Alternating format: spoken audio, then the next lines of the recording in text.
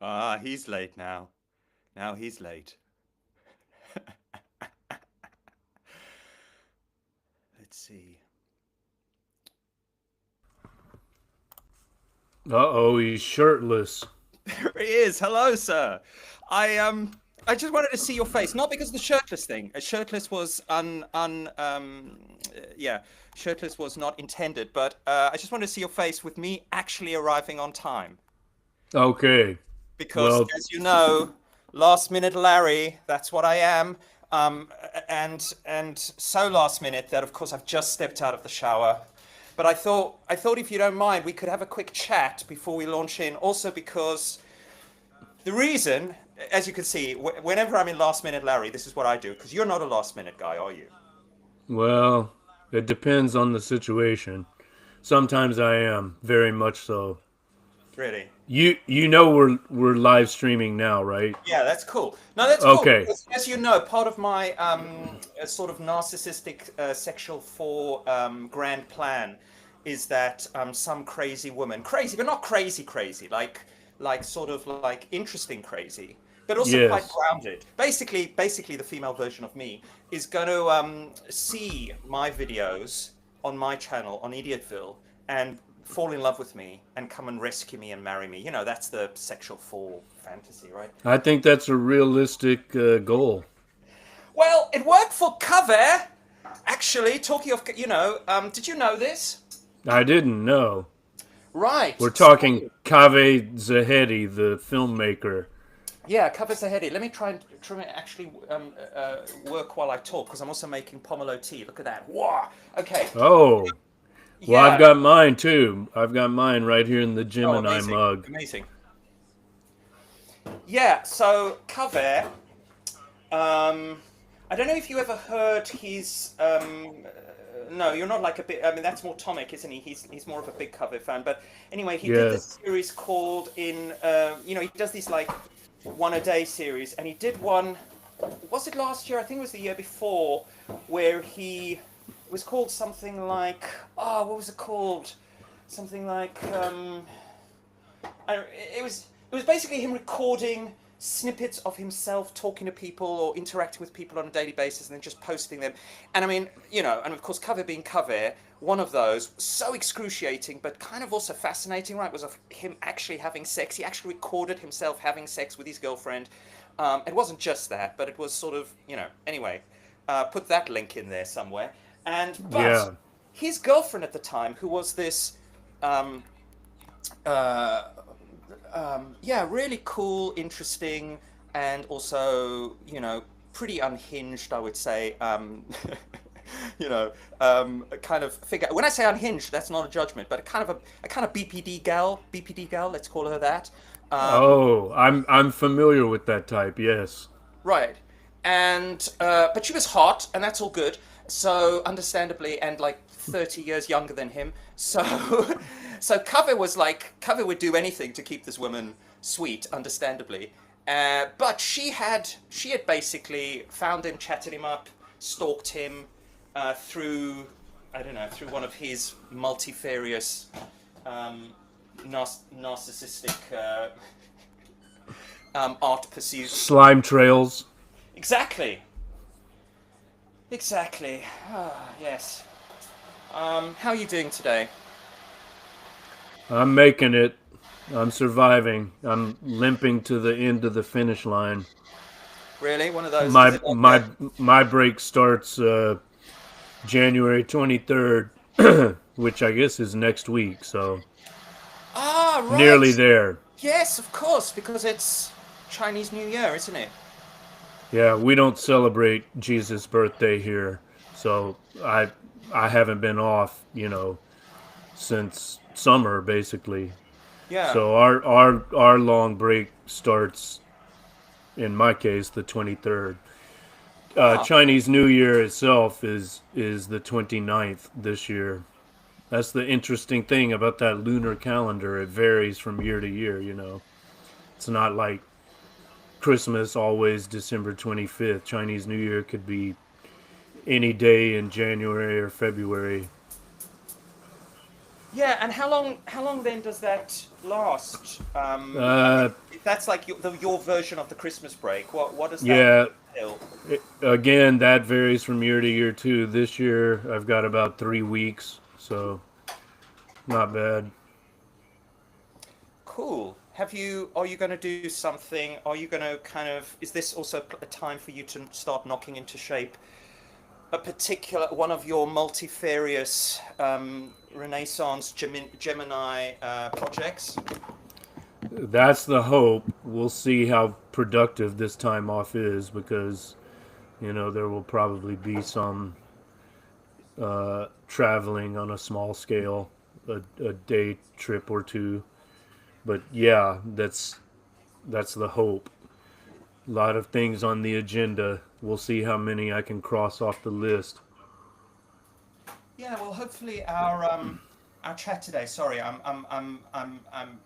whilst I'm speaking to you, I'm also just trying to see if my nakedness is because there's nakedness, particularly male nakedness. I mean, if I was a girl, right, wearing like a bikini top, I mean, of course, That looking would be great. a different But story. Yeah. for a man, right, and particularly if you're not like someone who's like particularly buff, for a man, there's always that worry, like whether these parts will actually The start to pecs. look like they'll actually start, as opposed to being pecs, because they're not pecs in my case. Well, they'll start to look like kind of like man boobs, you know.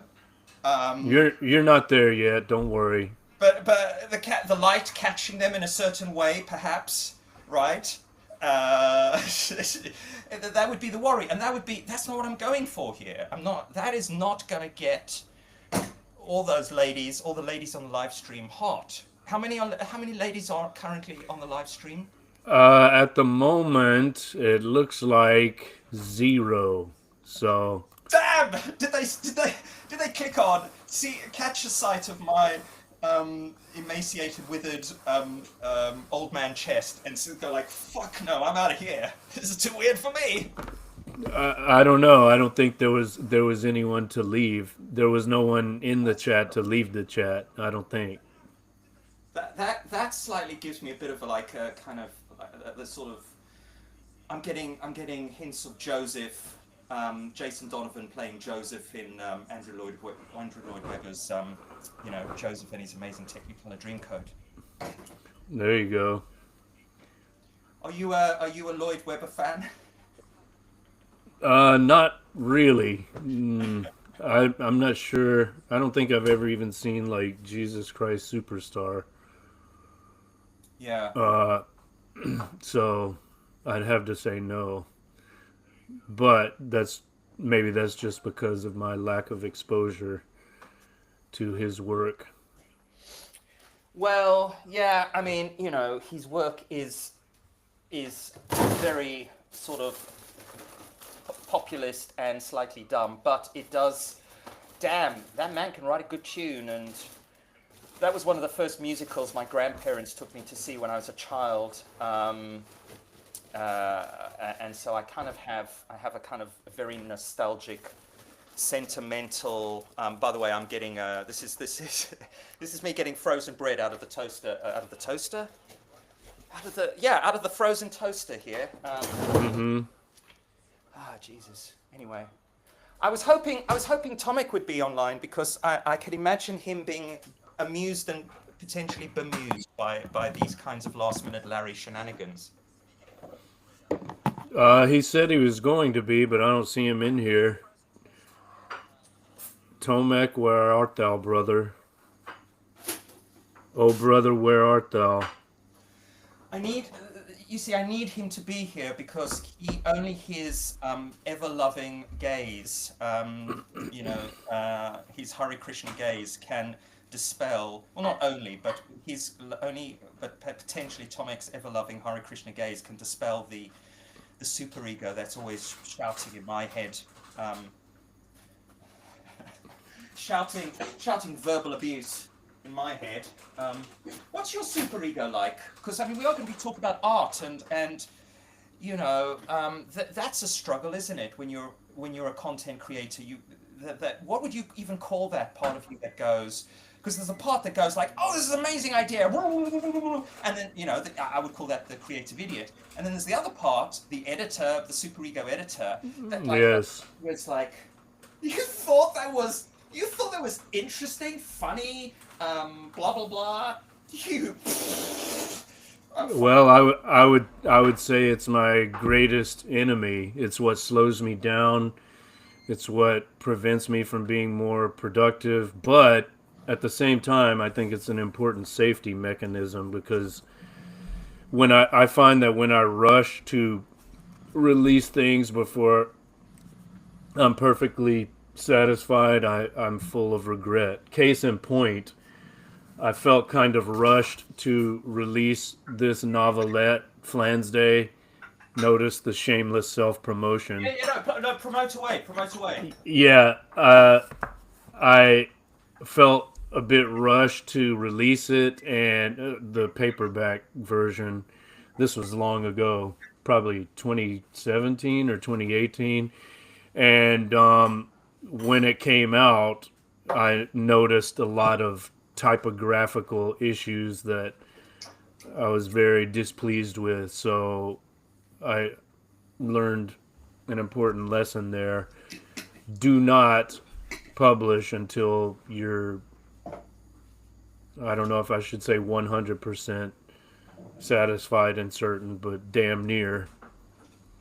And I mean, That's really maybe hard. because of the rush, I'd convinced myself that I was close to 100% satisfied, and it was, almost perfect, but it was far from it.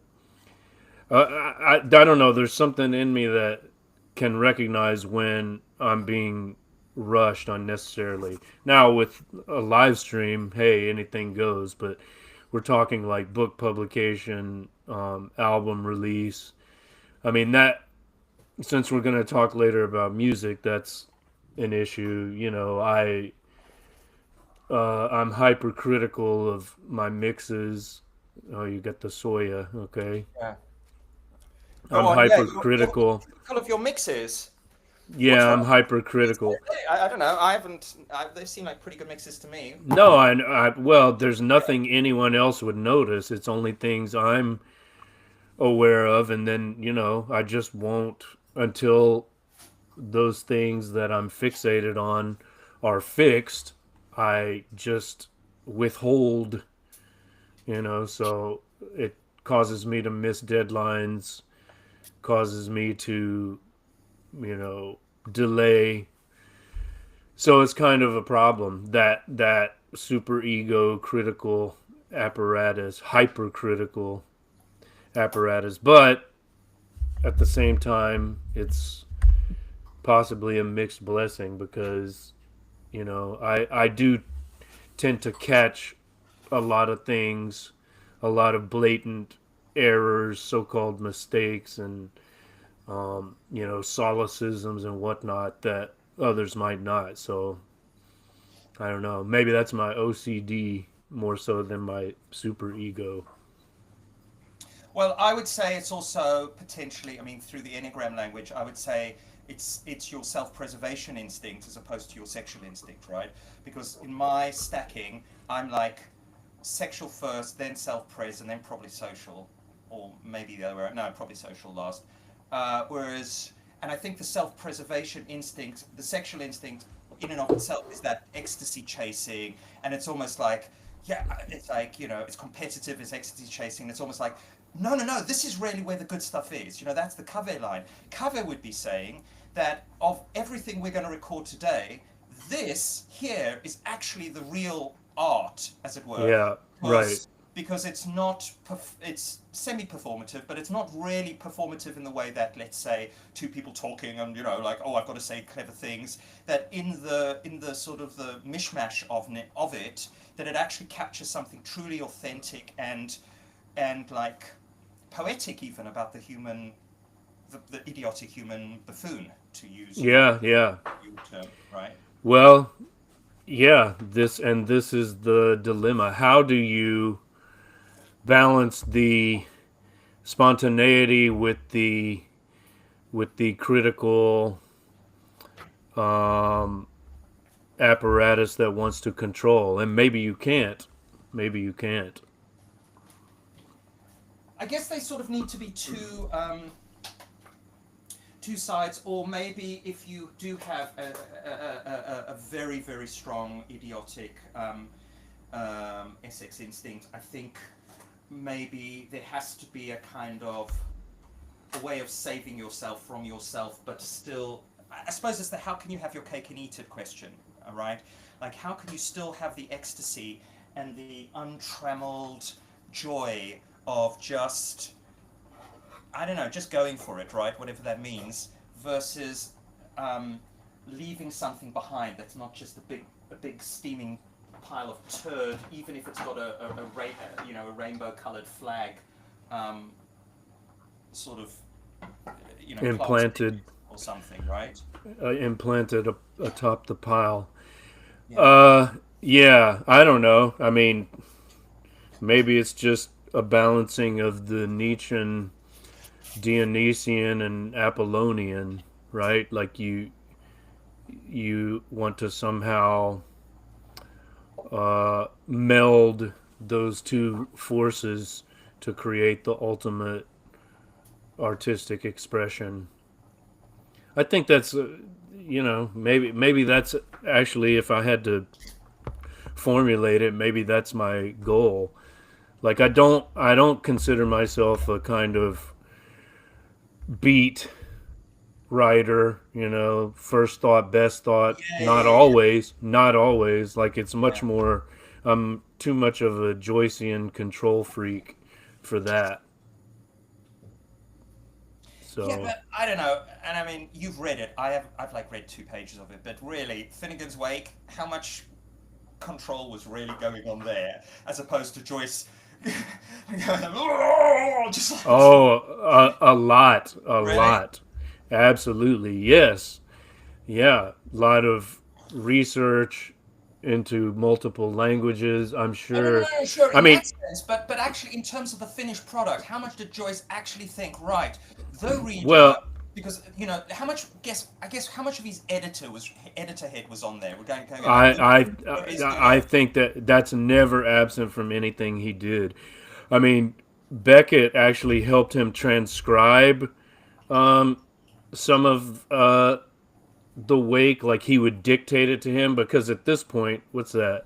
Oh, No, that's I'm just showing, just in case anybody's interested in good marmalade. Anyway, that's what I have on my toast. Yeah, go on. so Joyce at this time was basically blind, so he couldn't write, and he had Beckett, among other people, help him transcribe Finnegan's Wake. He would just dictate it, and so he was dictating to Beckett. Someone knocked on the door during their session, and he said, "Come in." Yeah. And then he continued dictating, and then he said, "Okay, stop. Read back to me what I wrote." And then Beckett read it back to him, and he transcribed the "come in" command, right? And then Joyce stopped him and said, "What? Wait, what's that? I didn't say that." He said, "Yes, you did when that person knocked on the door." He said, "Read it back again." And Beckett read it back to him again, and he said, "Okay, keep it. It sounds pretty good."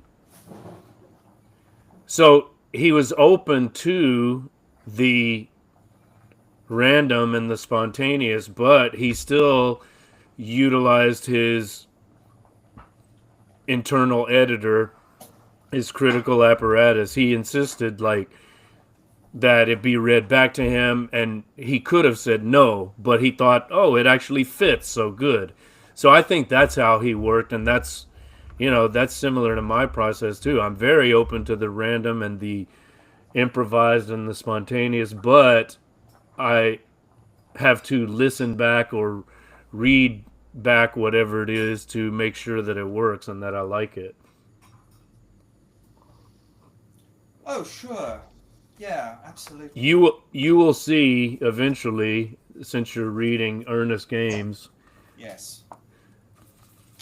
more shameless self promotion. No, There's a we're piece. talking about this. Yeah, yeah. This Yeah, is like a trailer for our one of our future Gemini chats. Yeah. exactly. So there's a piece in there called Flanagan's Wank, which is my parody of Finnegan's Wake. You see, and it's very short. It's one of the interludes. It's not one of the games in earnest games. It's an interlude, and those tend to be shorter than the games. Not always, but most of the time. And it's what, 4 pages, and it took me.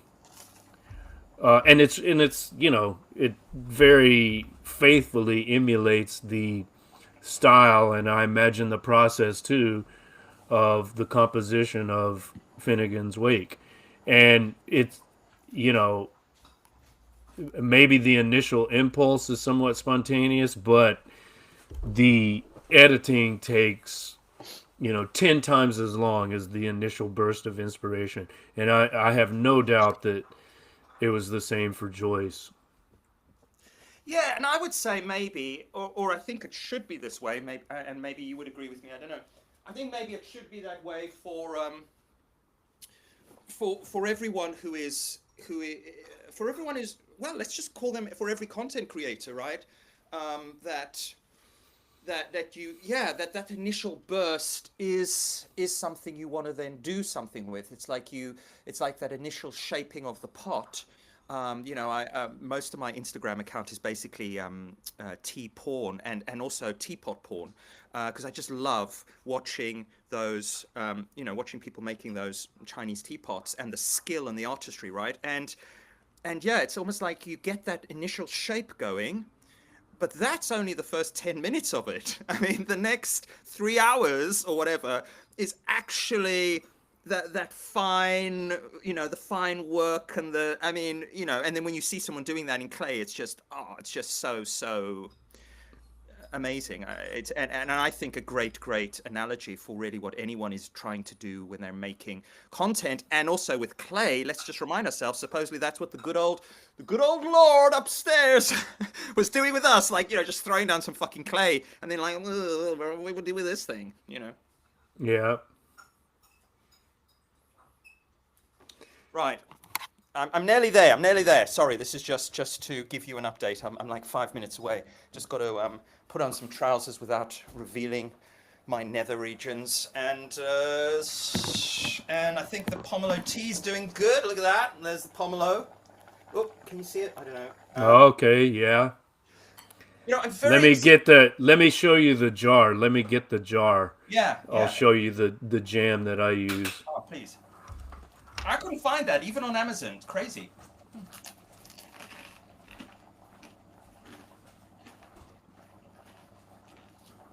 Ooh, I need some like the sexy music for the time. Sorry. So I don't have my earpiece in, but maybe you can see this. This is the Korean kind. It says gul yuja cha, which is honey yodza cha, as they say in Chinese. Japanese yuzu, English pomelo. So you just take, I don't know, 3-4 spoonfuls of this, however sweet you want it. Put it in your cup. Hey, this is turned into like a TLC cooking show. I know, it's brilliant. And I'll definitely put the 3-4 teaspoons in the mug. Yeah. You put your hot water. You put your tea bag. In my case, it's black tea, and stir it up. Then you're good to go. Much easier than cutting up the individual slices of pomelo. Wow.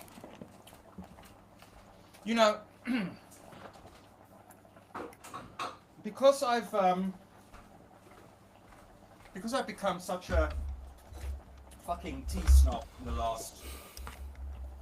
the last couple of years, so much so that I'm now like one of those people that will actually say, would like to say, but I stopped myself, particularly after having seen the true tea snobs at work yesterday. But I'm like one of those people now who's like, you can't call it pomelo tea because it doesn't have the actual Camellia sinensis in it. And the tea snob in my head, when you're going like, well, you just put it in the jam and you put in the tea bag. The tea snob is going like, you live in fucking Taipei and you're drinking teabag tea? What's that about? You're surrounded by tea. You're like a man who's on an island Well, of tea, and you're like, no, I'll have a tea bag, thank you. well, I for have me, it's a tea bag. I'm not gonna go and get some decent, real Camellia sinensis sister tea. No, fuck that. I'll just. well for me, it's more about the pomelo than the caffeine hit. Um, oh, Tomek's here. He says, Okay. "Love toast, TLC cooking show, laugh my ass off." Okay. Cool. Um, Yeah. yeah. You should Well, we can. Maybe the I should have saved that pomelo. segment for the actual broadcast. Yeah, there you go. So, what are you gonna mix that with? It's looking good, isn't it? Right. Does it need a mix? Because I guess I could just have it as a tisane. Um, Yeah. I better add a little bit more water. A little bit a kind of a tisane. Do you think it would be good to have a bit of black tea there as well? Well, I hesitate to make recommendations because I'm not, an expert or connoisseur. It just depends on what you want to sample. If you just want the flavor of the pomelo, then maybe just the fruit and the boiled water. But if you want something closer to what I'm drinking, then maybe include the tea leaves. What do we Yeah, have I mean, there? this is my black tea box because it's in black, where I have in all my puers and various black teas. I'm just wondering. Ooh, I could put in some Souchong liquor, black, but that feels like it's almost too good to adulterate in a way. Um, there is a.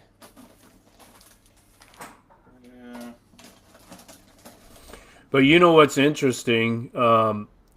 They call it black tea here in English, right? But in Chinese, black tea, what they call black tea is actually Hong Cha, which means red Red tea, tea. Yeah. which Yes, is I have heard that. probably more accurate. I mean, it is more accurate if you just have the so called red tea and hot water. It is more red than black. So, why is that? Why did the Brits suppose that red tea was more black than red and end up calling it black tea? Well, I think I may actually know, or I may have a vague answer for that, and that is something I only learnt, on my tea odysseys, and that is I'm looking for there's a particular Yunnan sourcing black tea, which is very nice, but I don't think I'm going to find it. Because, okay, so all the teas that I drink and love, and are not, you know, your standard. This is your standard, your standard black tea. This is a Samoka, right? And in fact, there are really only. I mean, maybe you know this too, right? There's only really mainly two different types of tea leaf. There's a Samoka, which is now is mainly used for the kind of black tea, and it's mainly Indian. Indian production and a particular kind of tea, a chai tea and all of that stuff. I And didn't know this. So it's like all the the Chinese teas are indica and, they're all and Camellia sativa. sinensis. Yeah, It's like the indica and sativa of tea. They're two basic types. yeah. And so the red tea is really just that the most oxidized of it's the most oxidized like kind of brutal motherfuckerized version of of a Samic of Camellia sinensis, and the tea bag stuff doesn't have any Camellia sinensis in it. It's all a Samica. Mm-hmm. So he says. Fucking oolongs. Okay. All right. How about that? I think that could work with it. I think I'm going to go for a bit of fig butter black, which is this. It's a kind of. It's a black made with a cultivar mostly used for oolongs. Fresh figs, malted butter, milk, peach candy. This is Don's poetic description of it. I think I'll throw in a few leaves of that and see what that does with the pomelo. Just seeing as we're in crazy scientist mode, and then we can begin. I'm going to put this straight in. Just Okay, those of you listening, he's putting fig butter black. Is that what it's called? Fig butter black to the pomelo. Just a little bit. Tea leaves into the pot with the pomelo. Just a little. Bringing it to a boil. No, I can't, because this, of course, is my sister, and this sister requires not 100 degrees, requires 95. So I've actually brought it off the boil, just for those kids out there. Brought off the boil. It's probably now about 97, but it's okay. I'll let it cool down another 2 degrees before I actually mix it in, and then I'll let it sit, and then we're ready to go. All right. Is this actually part of the broadcast, you think, or are we going to have to redo some of this? Is this the good stuff, or is this still backstage banter?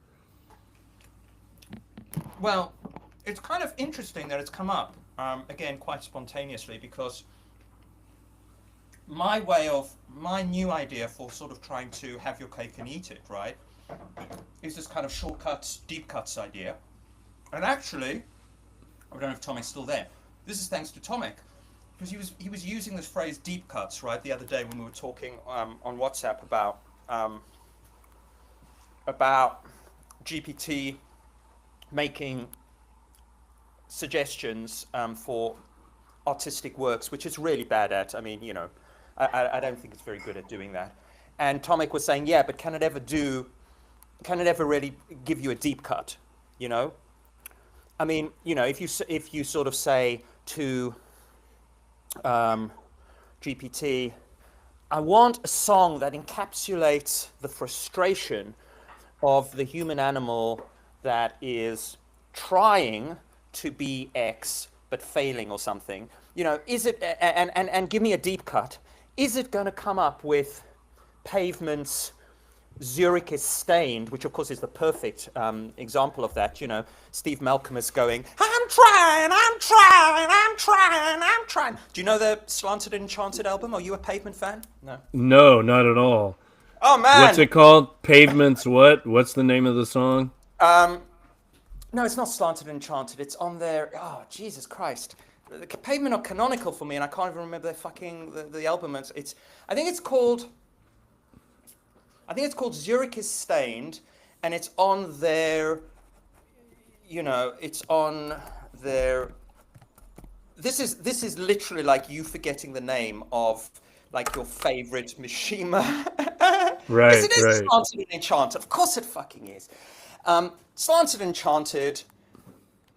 I don't know. Maybe one day we can have a conversation about that album, because for me that album is everything. That album is lodged forevermore in my indie heart.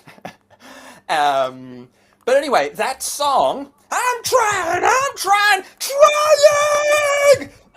GPT's never going to come up with that, but that's okay, because a human being will still suggest that. But having your cake and eat it, I think for me now is I've got these 2 playlists. One is going to be called Shortcuts, and one's going to be called Deep Cuts. And the Shortcuts going to have all my like performative stuff that that people, that I'm trying to lure people onto the channel. Like, look, I can do all of that. But it's all scripted, it's all performative, it's all basically fake, even if I like some of those. Whereas the Deep Cuts might have, like this kind of buffoon banter going on, this kind of thing. Mm-hmm. Which I guess you're achieving with the live stream. The live stream versus the video Yeah, the raw and the cooked. distinction. Yeah, the raw and the cooked, exactly. Yeah. Well, I just did a search. I'm seeing something called conduit for sale. I'm Oh no, no, trying. you're right. Yes, it's not Zurich stained. It is conduit for sale. Yeah. And it Yeah. does say slanted and enchanted. That's the name of the album That's the album. from And '92. possibly Now, also, I would argue, one of the greatest album covers of ever. But anyway, I am a looks like some outsider art. yeah die-hard Pavement fan. Okay.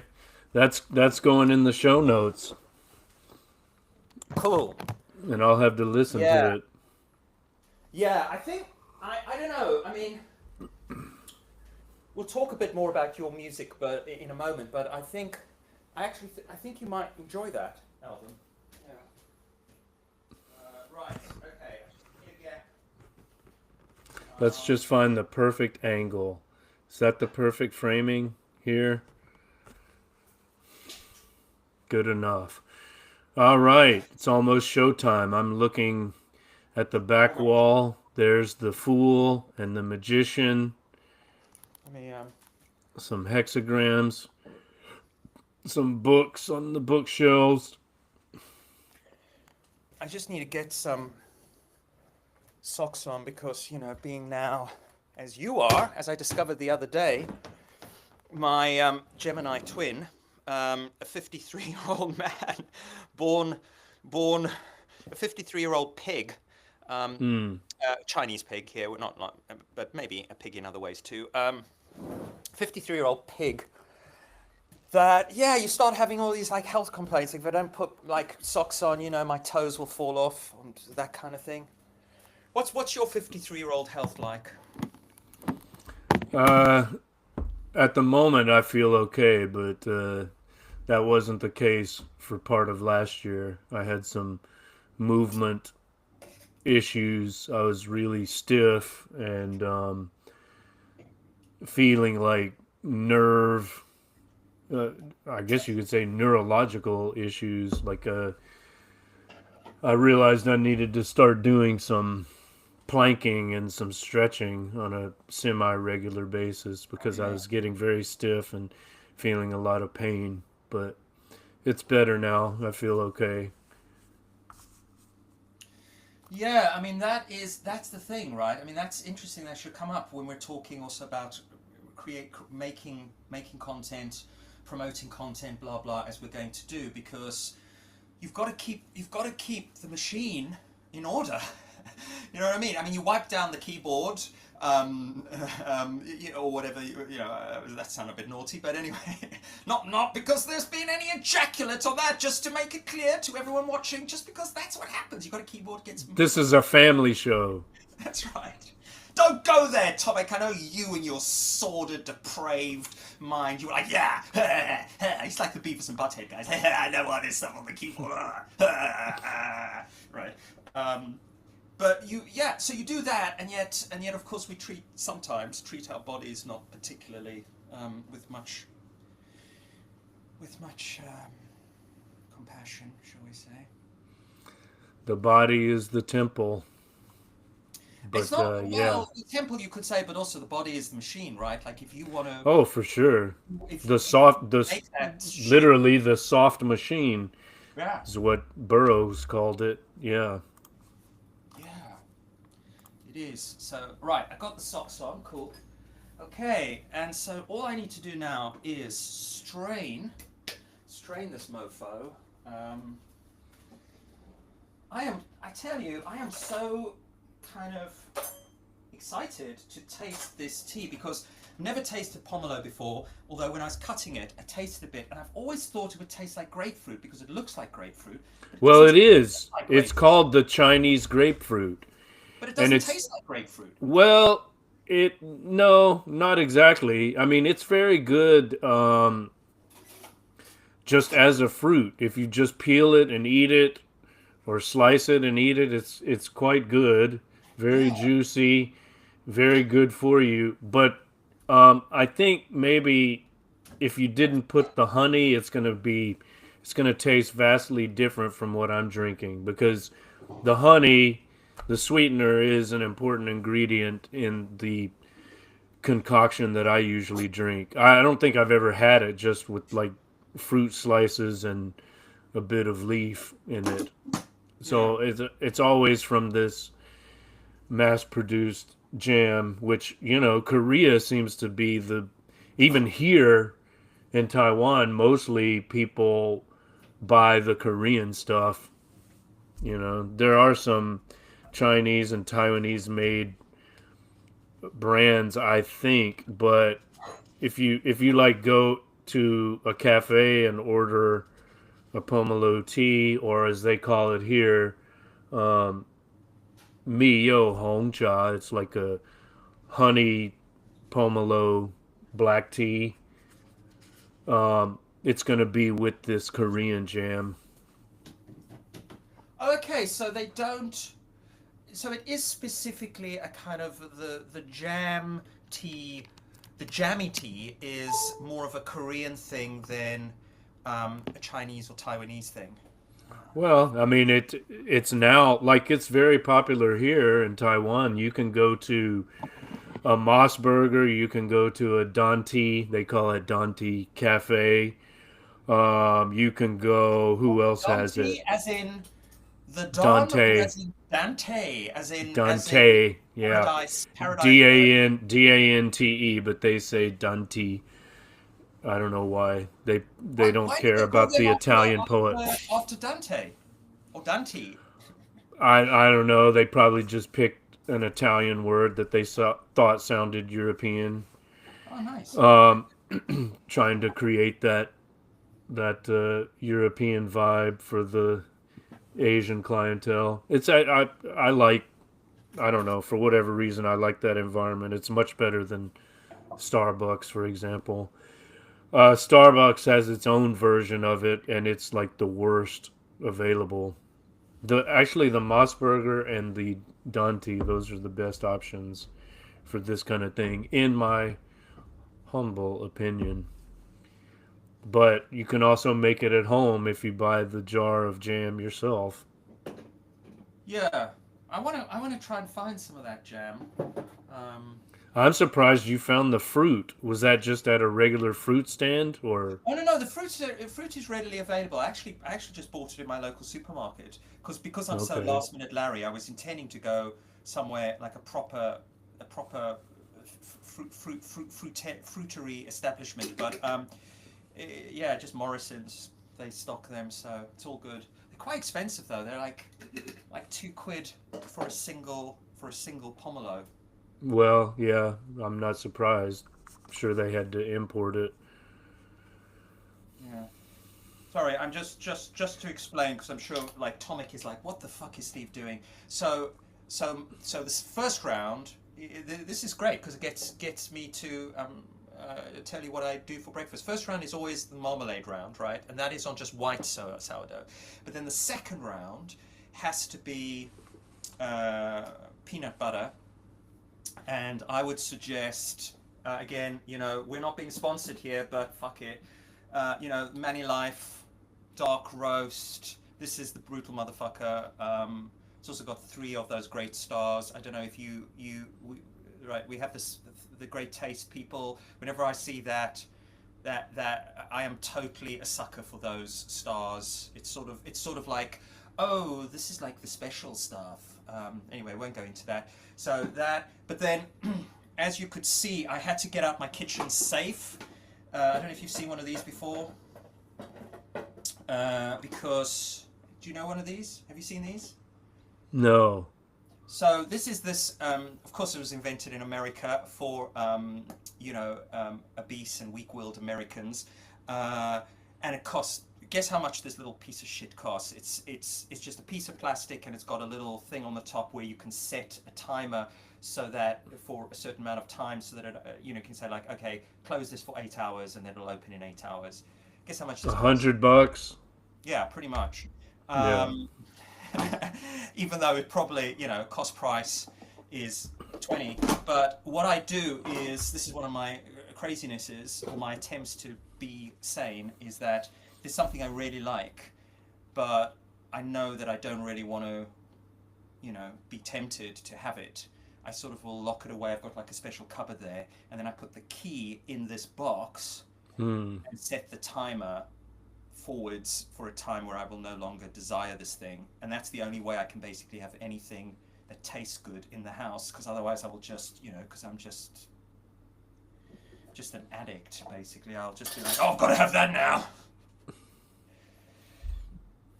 Right. Okay. Fuck. Okay. The teapot. This is kind of, you see, this is kind of what happens before I arrive on camera normally. But in this case, getting the unvarnished bullshit. Right, here we go. This is like one of those Andy Warhol films, like he presented this movie. It's basically a guy sleeping for 8 hours, That was like an Andy Warhol feature film. Yeah, and potentially this is as boring, but But it's cinema verite, right? yes.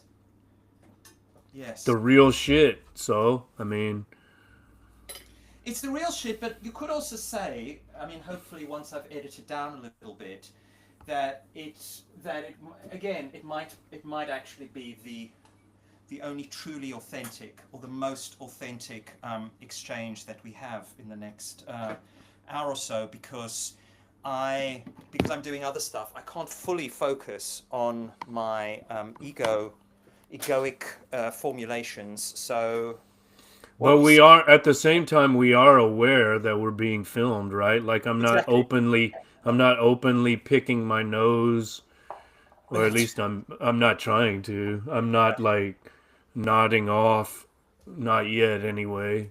So we're still aware of the fact that we're being exhibitionists to some degree. You more so than I with your topless entrance. That's right, and deliberately so. Again, this is because this is the creative idiot in me goes, oh, that would be a funny thing to do, and then Yeah. particularly in the morning, my creative idiot in the morning, I've got to be careful because he comes up with all the good ideas because he's that's my most ecstatic state, and then as the day progresses, the editor comes more and more online, and by the evening, the editor is looking at the rushes, shall we say, and going, for fuck's sake, Steve. That's what my editor's usually doing. Yeah. See, I think it's the opposite for me. The most creative time is like the midnight hour because I'm a vampire. So Yeah. like Mishima, midnight to 6 a.m. Like that's when the real shit goes down. So this is like early for me. Even though it's now almost 11 p.m. here. I'm just kind of like waking up, literally, because I took one of my biphasic or triphasic naps earlier. So I've only been up for, I don't know, 3-4 hours, and I still need a shot of caffeine to energize myself. Good. Well, shoot yourself up. As I just grab my final bits that I think I need. Max has got he's sitting here with the sock because, of course, whenever there's anything social going on, Max is like, "Why am I not included?" So he goes and Hey, finds Max.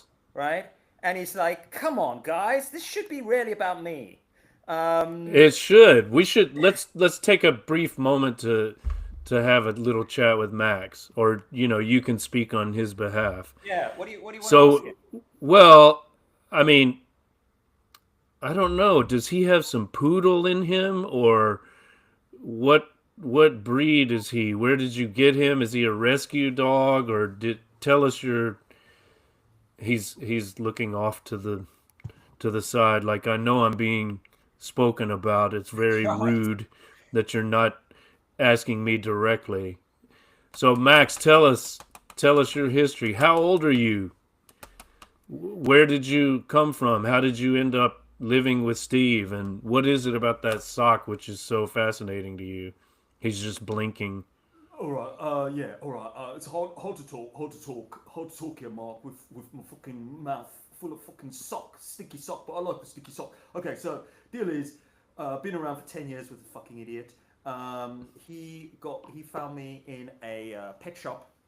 I can't do the Max voice. And also my thingy's coming out. Sorry. Sounded pretty good. I was buying into it. Right, all right. You've So, dispelled the illusion, but carry yeah, on. all right, yeah. So 10 years ago, right? Okay, I'll give it to you straight, Mark. I know you know. Let's get to the point, yeah, because I know you guys have got stuff to talk about. So 10 years ago, the idiot here, he had a relationship with another idiot, and they got a dog child. Cost fucking crazy amount of money, £1,200. It's becoming more and more me now. As I rant, cost a lot of money to get this cockapoo, and Mary insisted on a cockapoo for all sorts of amazing good reasons. And so we got Noodle, and but then we broke up, and Mary had already bonded with Noodle, so I said, okay, Mary, I'm not gonna, you can have Noodle, you can take the children, sort of thing. And off she went with Noodle, and then I was lonely and I wanted a dog myself, but I didn't want to spend £1,200, so I went to a pet shop, and I saw Max there as a puppy. I also wanted a puppy because I wanted someone that I could basically knock my idiocy into in a narcissistic way. And Max was there, fell in love with him. He's also a cockapoo, so he's cocker spaniel, poodle.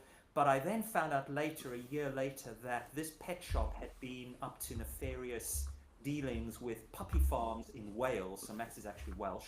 You wouldn't necessarily know it, but he's Welsh. Hey, there you go. And the reason why I could buy him for 500 quid was because they were, doing this terrible thing on puppy farms of, taking these dogs and breeding the crap out of them and then trying to pass off their offspring as Pure breeds or breeds, etc.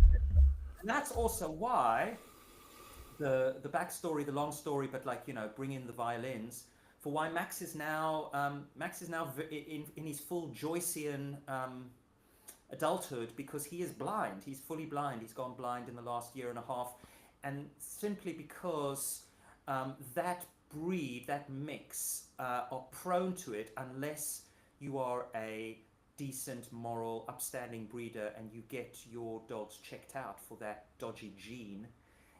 His mother wasn't checked out for the dodgy gene, so she's passed on to him the blindness gene, and Max is now blind, but still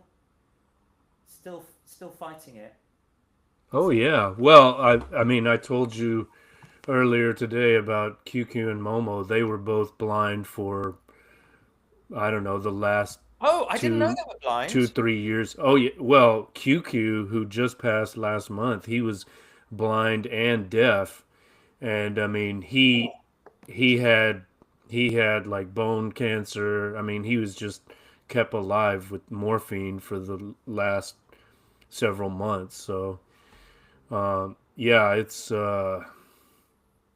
heartbreaking to see. But I thought I saw some poodle in Max, because QQ and Momo were both poodles, although I think Momo had a bit of Bichon in him as well. That's what I thought. I thought Bouchon, or kind of miniature poodle, because with Oh, the they're toy poodles for toy sure. poodles, yeah, because the Yeah. cockapoos, I think they get the big poodles. Yeah, Yeah. he Max is like twice or three times the size of those little guys. But yeah, I was telling you about I'm actually thinking about writing an article on this, tentative title, "To Live and Die Like a Dog in Taipei," or "To Live and Die in Taipei Like a Dog," something like that. And I want to just document I don't know, grieving process that is available to people here, like the whole uh what can you say, the last rites for these dogs. It's like nothing I'd ever seen before coming here, you know. Like there's a ceremony with the Buddhist chant. That's like when, at the moment, basically moments after death, a kind of priest is summoned to the vet, and there's a ceremony with Buddhist chanting. Then the pet is taken in basically a kind of dog coffin, a cardboard box, taken to like the whatever, the office or the pet cemetery center, not the cemetery itself, but it's the undertaker. There you go. It's like the pet undertaker, and you know they do birds, cats, dogs, and then you know they freeze the corpse, I guess, and then a week later or so, the deceased pet. It's hard to think of how to describe what we're talking about here. You know, the corpse, the carcass, the deceased pet is taken to this other. That's like the pet cemetery proper, I guess, and then that's when there's a full-on ceremony with chanting, praying. There's a moment where like the parents of the pet or the family of the pet is given time in a kind of chapel with the pet, and you know it's typically Buddhist, Taoist, but if you happen to be Christian, they can set up a cross, you know, like whatever you need. I guess they do, you know, they cater to Muslims as well if that's what's requested. And then after saying goodbye, with Momo, he was like cremated by fire, which at the time I thought was the only possibility. So we were there for that. First, actually, yeah, they cremate him, then they bring out all the bones, and then if you want, you can just keep the bones in an urn, or you can, you know, have them ground down to ashes. You can keep the ashes, you can scatter them. Here they're big on preserving them. Like they keep them either at home, or which is supposed to be bad luck, but some people don't care because they love their pets so much. So you can keep the ashes at home, or you can pay to have them stored somewhere, or you can scatter them, return them to nature. And then what I found out this year is that there's also something called water cremation. Have you heard about that? No. I hadn't either. And so that's supposedly less violent and more, you know, environmentally friendly or whatever. So that was the option that was chosen for QQ, water cremation. But it's the same thing. You get the bones. If you want, the bones are ground down into powder, and they're, you know, kept in an urn and returned to the owner. But I mean, there are all kinds of other add-ons, right? Like if you want, you can purchase a kind of house to keep the remains in. Of course, all of that is extra, right? But then part of the standard procedure is after you say your goodbyes in that chapel, you go outside and you burn paper Chinese money, you know, to the spirit of the deceased. So it's a very ritualized grieving process, but it really, you know, all of those things are for the living rather than the deceased, but it's a nice, I don't know, it helps with the closure, I guess. Yeah, and I do feel there is something. I really feel like we need that. We need whatever that social mourning eye is on matters when we are. Yes, mourning is a very private thing, but I'm thinking of in the Jewish religion sitting Shiva, right? It's very, Yeah. very social for that, for whatever it is, the 10 days. You're just supposed to just sort of sit there on a low stool and not even feed yourself. The community then brings food and kind of looks after you, wipes your bottom for 10 days. I've always been kind of touched by that in a way, that Mm-hmm. idea, right? As opposed to like, oh, well, yeah, whatever, whoever, your beloved person has died, and now you just got to fucking get on with it. You get one day off work so you can go to the funeral. Now get on with it, right? It's like, no, you don't fucking get on with it. You Yeah. do, you treat it like a ritualized period of mourning. Well, and that's taken very seriously here. You mentioned the one day off from work. If a family member dies, it's like required by law that employees be allowed to attend all of the funeral rites, and they're often like 10. I'm talking 10 different days. Like when my father-in-law passed many years ago, I went to, I would say, 10 different ceremonies. I mean, they just extend for like a month, and there's all kinds of chanting and kneeling and bowing and burning of things, and not everyone has such elaborate, lengthy ceremonies, but it's quite common, And then there's the visit to the mountain where the ashes are kept, and the same thing. There was cremation, and then like as the son-in-law, one of my roles was to remove the bones. They gave me these giant chopsticks, and I had to remove uh, some of the bones to this urn, and I had to say something like, "Father-in-law, go to your new home," or something like that.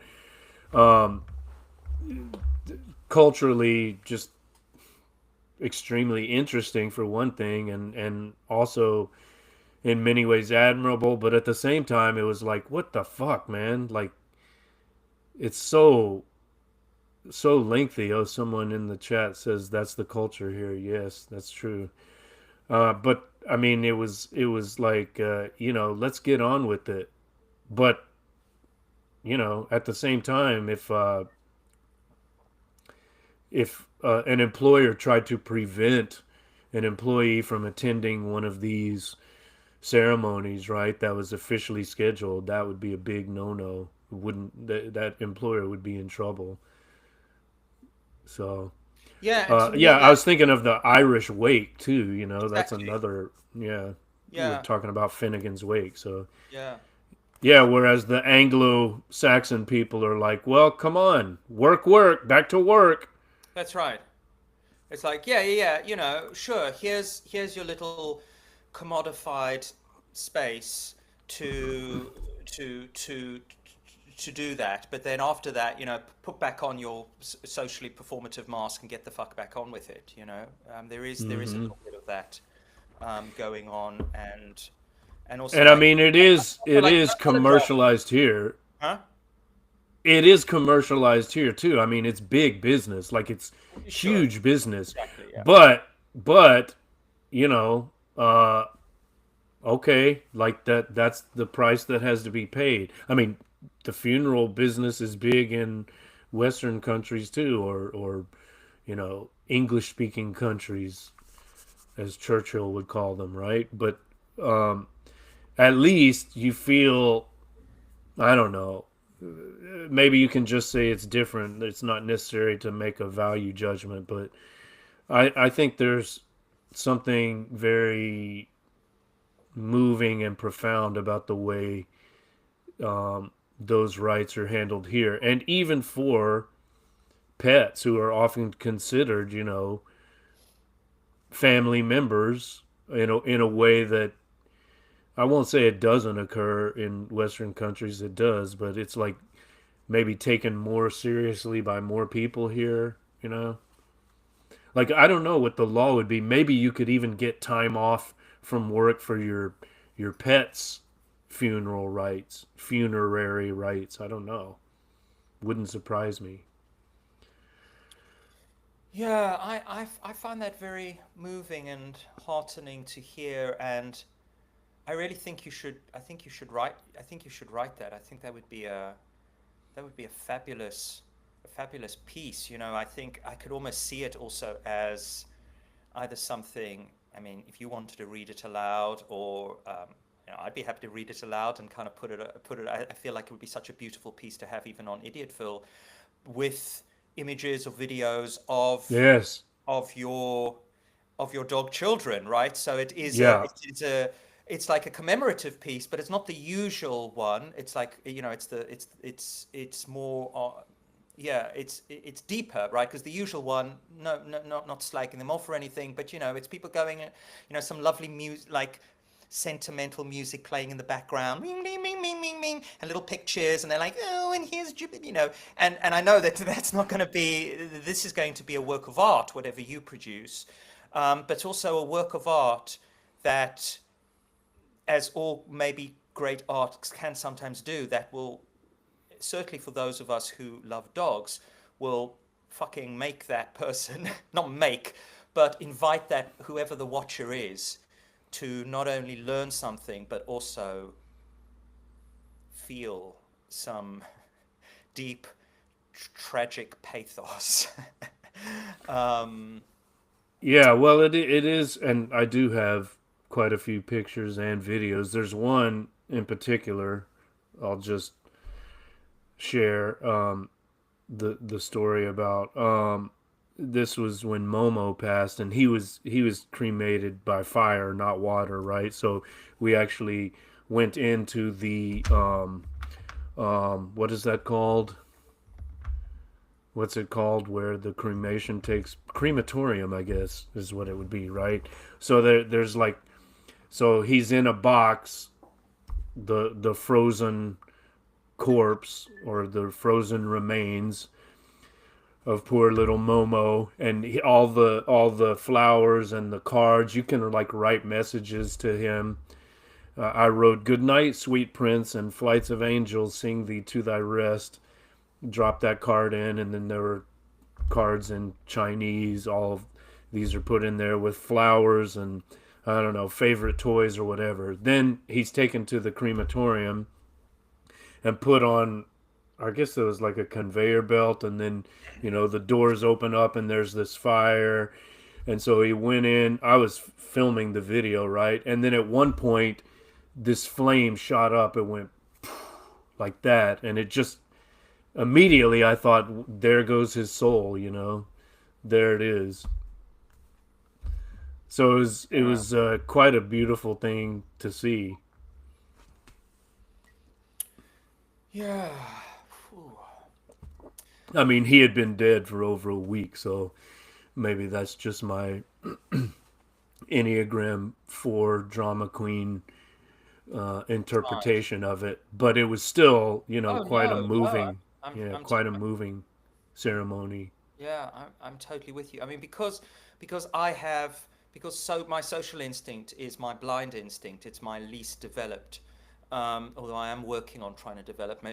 Maybe some of these conversations are me trying, but my I've already planned what I'm going to do with Max.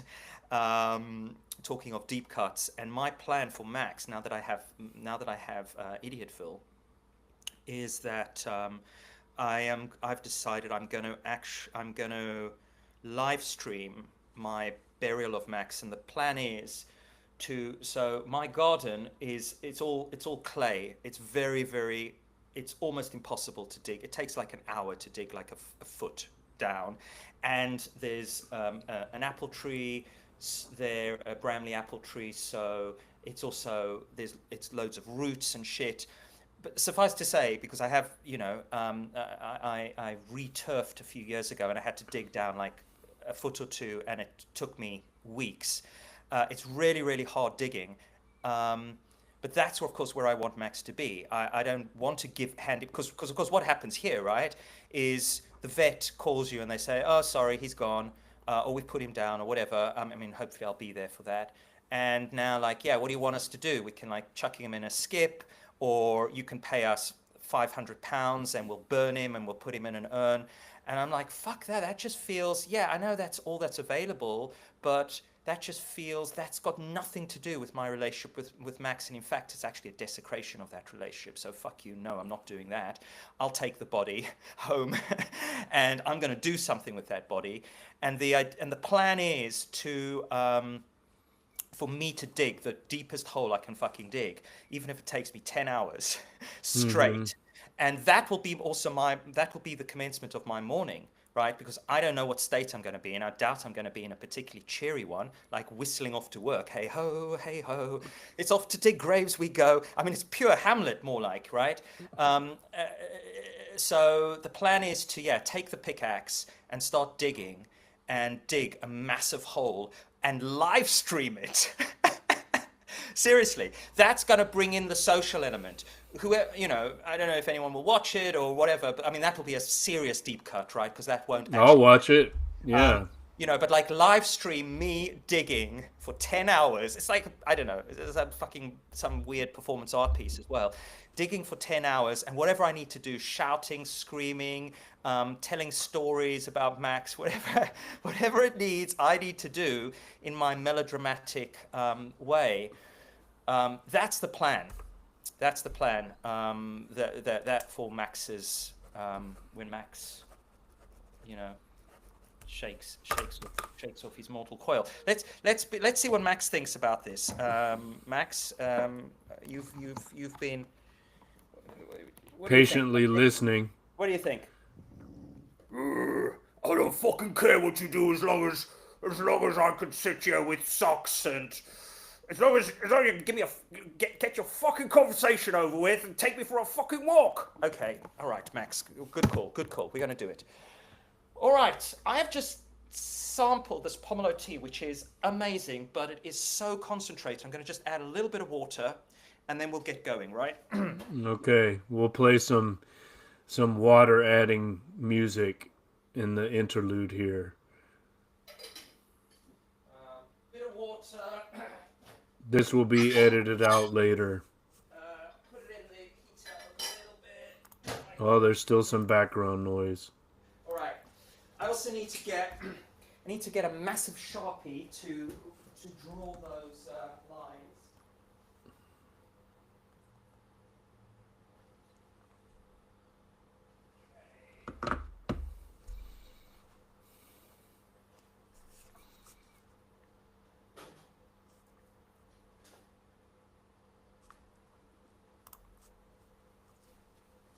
Right, so a massive Sharpie to draw the lines. You've got coins, I imagine, because you're going to do the throws for us. Oh, I am?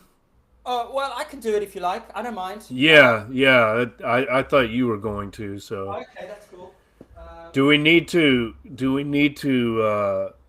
proceed in order? T first, then E, or are we just all over the place here?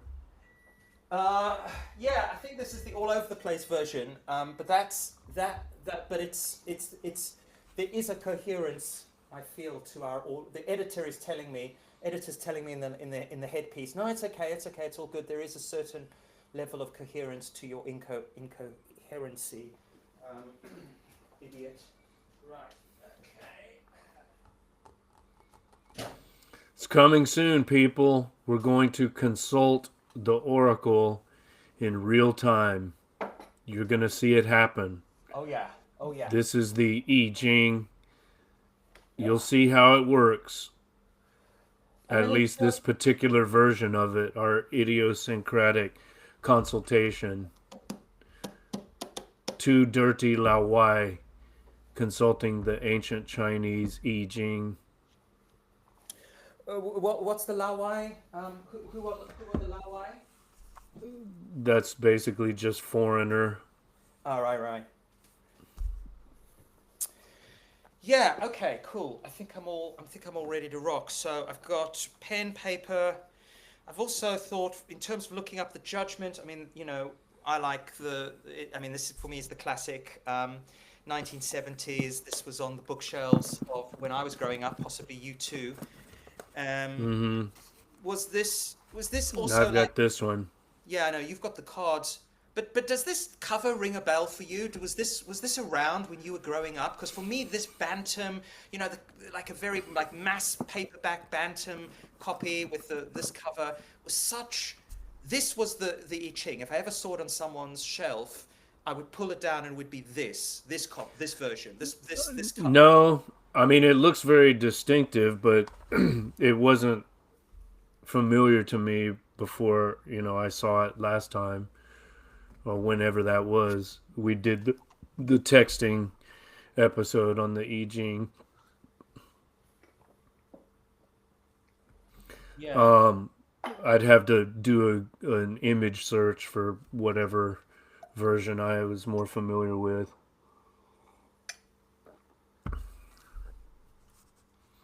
Because I never had a copy myself. That was this is kind of a recent interest of mine. I Mm. hadn't. I guess it started for me maybe. Well, before I left the states, I did a few readings, but I didn't start doing it myself till maybe I don't know 12 years ago. I think I got into tarot before I Ching, if I remember correctly. I can still hear you. Sorry, I was just adding a bit more water because it's really. I made such a concentrated liquid that it's like super concentrated. I'm just trying to get it to a drinkable concentration. Um, well, it's funny because you're Mr. Deep Cut. I mean, I've only really been really like on the I Ching trail for like the last year or two. So even though I'm supposedly in inverted commas the I Ching guy, I mean, you're probably more I Ching guy than I am. So how did that start? Like you say 1 or 2 years ago. What got you into it? Um, what got me into it? Uh, well, I had a flirtation also with the tarot. Um, this was in 20, when was it? 2021. And this was all part of that relationship with Natalia. And I had a podcast when we were going out. I was doing this podcast called The Tarot Cure, and it was essentially a series of episodes on different. I'm going to put that into my probably all of those into my deep cuts playlist at some point. Um, and so that was a kind of a thing that we would do together, which was quite good fun. We'd kind of play around with the tarot, and it was sort of one of our rituals. But the end of that relationship, I don't know, in some way put a bit of a kibosh on the tarot for me because it was so deeply intertwined with her. Right. So, but I guess I needed something like that. I needed some divinatory tool, and I can't really remember what it was. To be absolutely honest, I mean, I'm always looking for something that's going to potentially connect me, as I now see it with the I Ching, with not with the gods or with some sort of ecstatic, mystical, something that beyond me, something outside the ego cage that to guide me, right? Because I'm so caught up 95% of the time in the ego cage. So, and for some reason, I guess the universe just said, "Whoa, oh, have you really explored the I Ching?" And then I found Harmon Mesker, who has this channel on YouTube, and watched all of his I Ching videos, and I really liked his take on it, and I also like him as a person because he's this Dutch guy, and so I just love the accent and the whole Dutch vibe, which is so I don't know. There's something about the Dutch that I just love, um, and I loved his approach, and I also did actually an interview with him on my channel about the I Ching, and I suppose that's What's his name? What's the guy's name again? his name is uh, Harmon Harmon Mesker. And How do you spell that? The so surname. Mesker. I think his channel's called something like. Oh, I can't remember the title now because he's not really doing new videos on there. But his the first video I watched, it was so great. I can't do the Dutch accent, but he begins it by going. He's standing there and he goes, yes, I am Dutch. Yes, I have an accent. Deal with it. And then he's got like on his board, he's got like pictures of clogs and various things. He's kind of like taking the piss out of himself. But he's also, I think, the most scholarly and academic. He taught himself Chinese, and he's done a number of translations. I mean, he's been going at it for decades. This passion, his I Ching passion he's written a couple of books. It's created a whole life for I guess he's created a whole life out of this for him, and it's taken him on incredible paths. He's very inspiring because I don't think there's that much interesting I Ching content out there, particularly on YouTube, other than Harmon. I mean, Harmon really he meets all my criteria in that he's very rigorously academic. He's kind of he's also quite contrarian. Whereas a lot of the I Ching stuff, I don't know if you've ever looked on YouTube, it's fine, but it's kind of like Mystic Meg's astrology spot. It's like, oh, hello, folks, like, here's what the I Ching Mystic said, Meg. for the next week, like, Yeah. it's sort of nice. It's like nicey. How would you describe that? The vibe. Well, new agey. Yeah, and I don't know. I find Self-helpy, exactly to new coin a agey term. self-helpy, and that's not what I think this is about. I guess. No, we're looking for a real talking to. We want to be broken down and whipped into shape, and we want uncomfortable truths to be revealed. Right? I'm speaking for myself, I guess. Yeah, We want deep insight. We want well, I should stop saying we. For all of these things, whether it's about yourself is true for me as too. Yeah, absolutely. well, whether we're talking about tarot or I Ching, or I should mention this too. I'm trying to learn more about this. Have you seen these cards?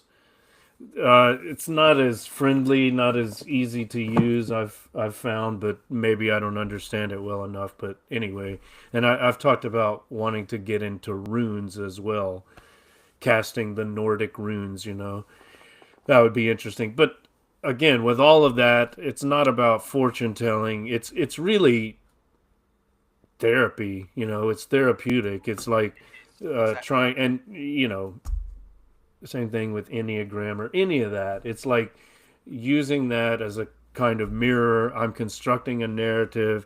I do have to take a leap of faith, looking at random cards or coin tosses or whatever. And I have to assume that there's something meaningful being communicated to me, but I have to figure out what it is. I have to do the work. I have to construct the meaning. So that's why I told you I did my annual tarot reading. Can you hear me? I feel like the sound just went out. Oh, I can't hear you now. You're muted. It says. Oh, there you are. Okay, yeah. No, sorry. So yeah, I did the annual. Every year at the beginning of the year, around Chinese New Year, I do a tarot reading. And then the rest of the year, that's for an overview, an annual overview. So what does the year of the snake have in store for me, or what, where am I in this new year? And then throughout the year, if I have certain questions, that's when I go to the I Ching cards, like for specific issues. So the tarot is the overview. But again, with all of that stuff, it's just like a self check. I'm just investigating myself, and I'm trying to figure out what I need to focus on in my spiritual work or creative work or artistic work or just work, just whatever, life, career, family, relationships, friendships, everything. Where am I? It's a checkup, Yeah. annual checkup, and then when specific questions come up, as I say, I consult the cards, and I do a T&E session. Yeah, which is what we're going to do now. Yes. So let us. Oh, I know what I wanted to say. Sorry, just to complete that thought. So I did the reading last Wednesday, right? Yes, yes. And I'm Talk about this still, because I'm very interested in it. yeah, and I'm still processing it, right? Like I have to sleep on it, I have to dream about it, I have to think about it, I have to do some reading, like because I'm less familiar with this is a very good source book. I'm less familiar Oh, like okay. that, That one. tarot is much more complicated. Well, I also have the standard, right? Like this is the deck that I have, but I go to a professional once a year, and she is much more familiar with all the symbolism and the tradition and the history and everything. I'm this year I tried to be more of a visual person, like stop thinking about the words, stop relying on the text, reading and trying to understand what it means. Just look at the images and let them communicate to Yes. you. So that I tried to. I'm a very I'm a control freak, and I'm a very uh, verbal person. So I like all of that, and I'm trying to put it into words. But the when I focus excessively on that, I kind of lose the immediate experience of just looking at the images and letting them communicate to me. So I'm trying to. I always do a write up. I have an ulterior motive for that, but every year I also do a write up, which is kind of like the verbal transcription of what the cards told me on some deep psychic, subconscious level. All right, I'm done. Yeah, but that really also speaks, I guess, to how I have, particularly guided by Harmon, now approached the I Ching, right? Because he's very old school, very oh, well, he's an essentialist about it, I guess, which is why it appeals to me because he's like most of pretty much 99% of the stuff that's in this book, right, is essentially commentary. It's all the thousands of years of people saying stuff about it.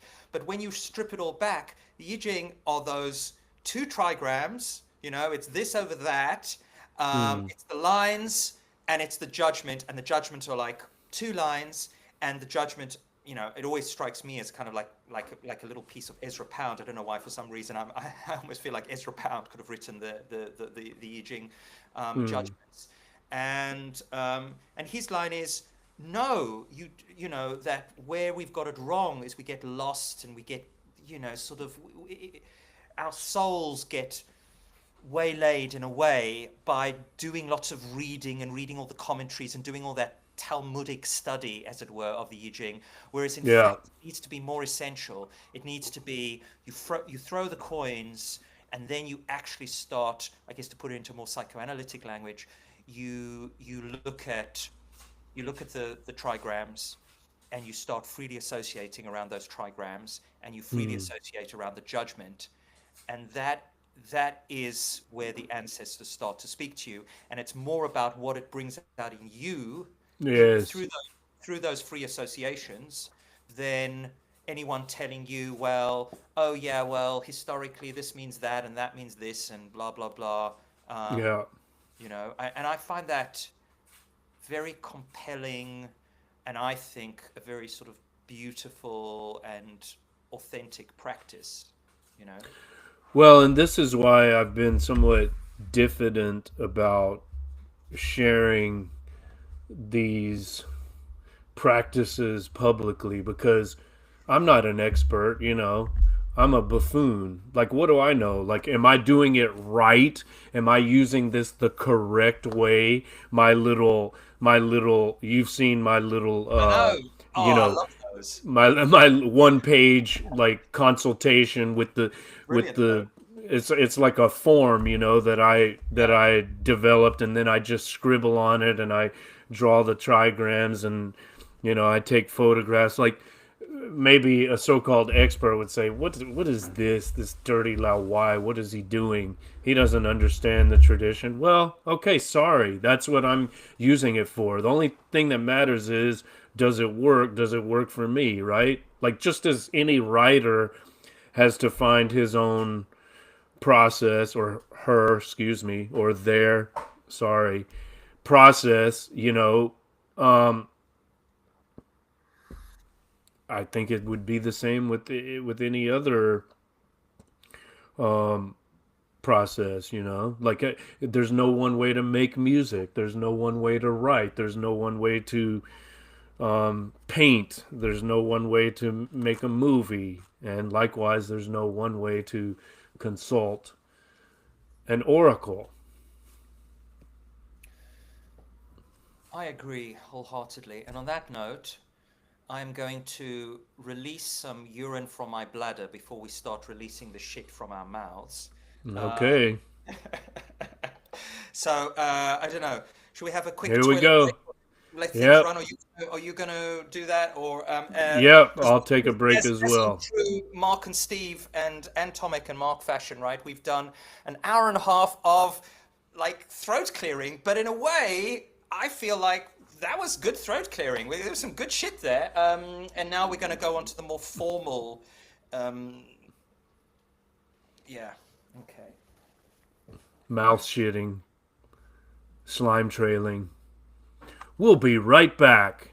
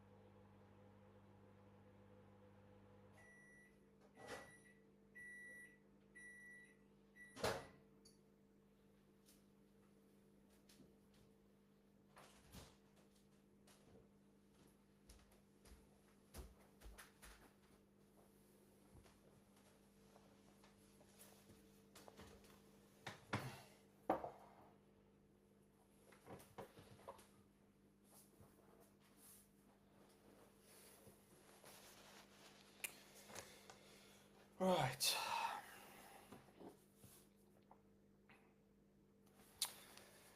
Put up the temperature.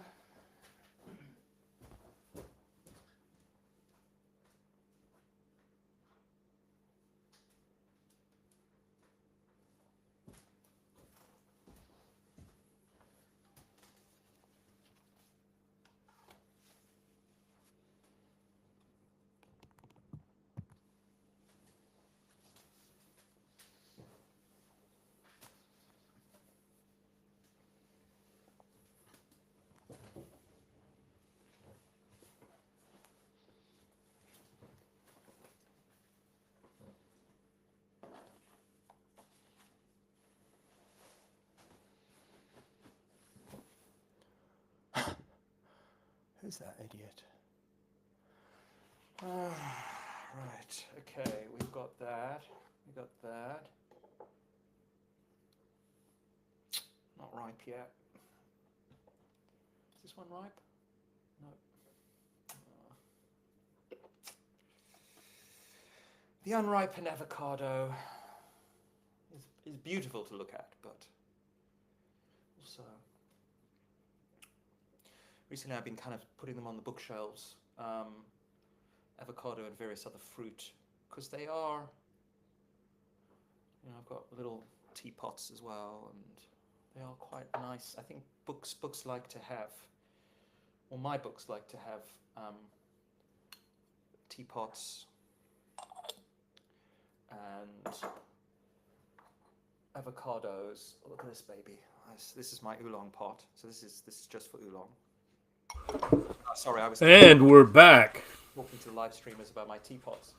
Right. Okay. Cool. So before we jump in, how is my sound? Because the reason why I went off, why you lost me for a moment, I was trying to plug in my proper mic. At the moment, I'm coming through my laptop mic, but Riverside is telling me that I can't switch midway. It's saying, "Well, sorry, mate, you can't change." Oh, yeah, I think that's right. You have to do that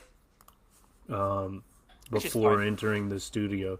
The sound is fine from my end. Okay, that's good. That's good. So it doesn't have to be.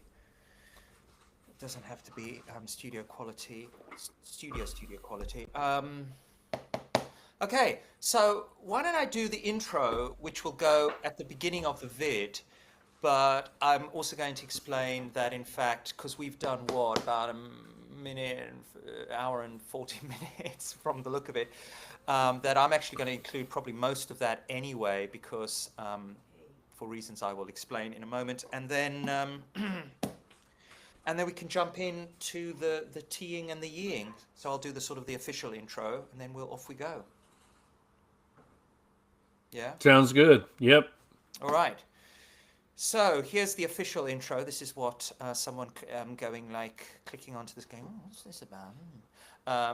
This is what they're going to hear. I'm going to go. Where's my camera? There. I'm going to go. You see, I'm putting on the face, right? I'm getting ready. The face, the presenter face, the Terry Wogan face, the Graham Norton face, the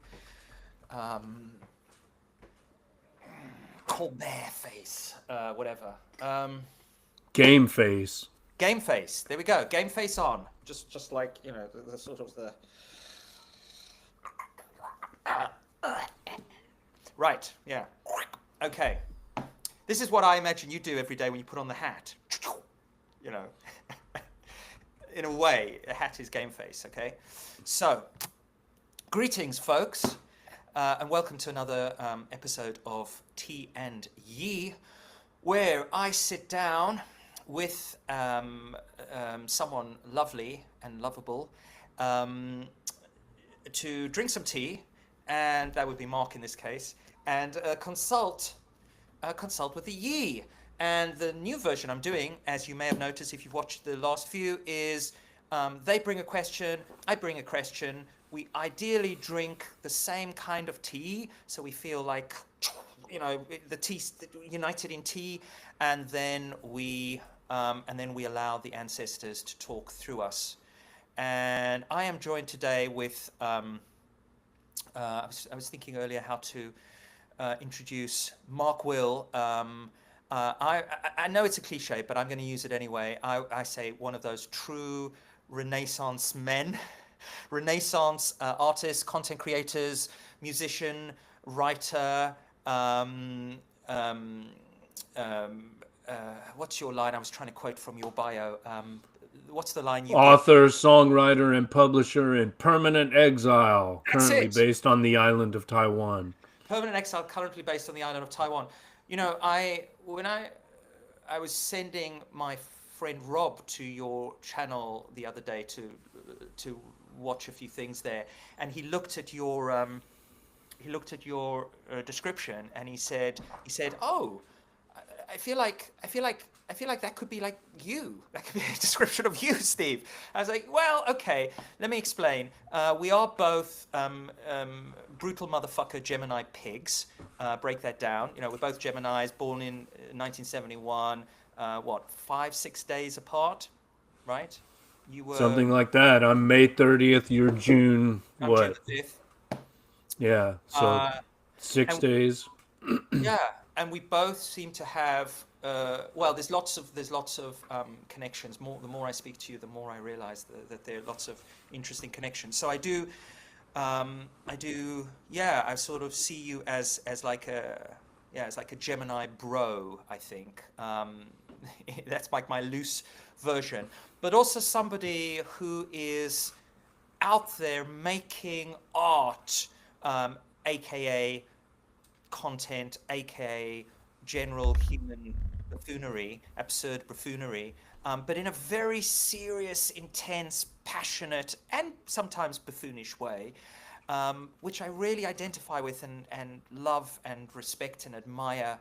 And so, what we're going to talk to is kind of to that, right? Is to your artistic practices and what art means to you, and but specifically with the focus on your music making, which is not something that, in terms of our connections and my consumption of your work, I'm only really coming to this now. I've only really found recently your Spotify channel, which, let us remind people right from the off, is I don't even know how to pronounce it. Is it AI? It's not AI because it's not actually No.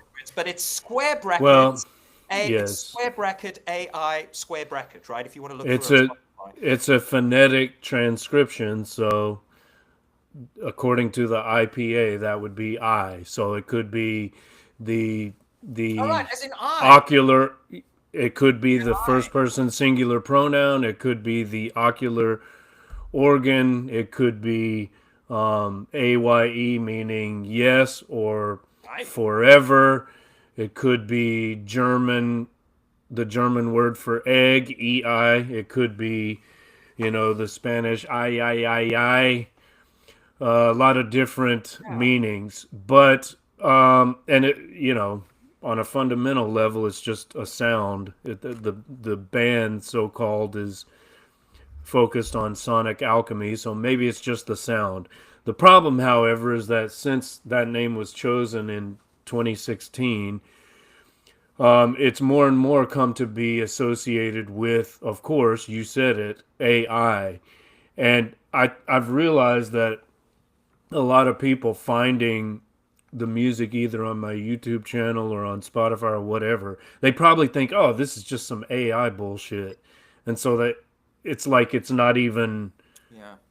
it's not even well, it's certainly not accurate, and it's not what was intended, and it's just No. now a very unfortunate coincidence.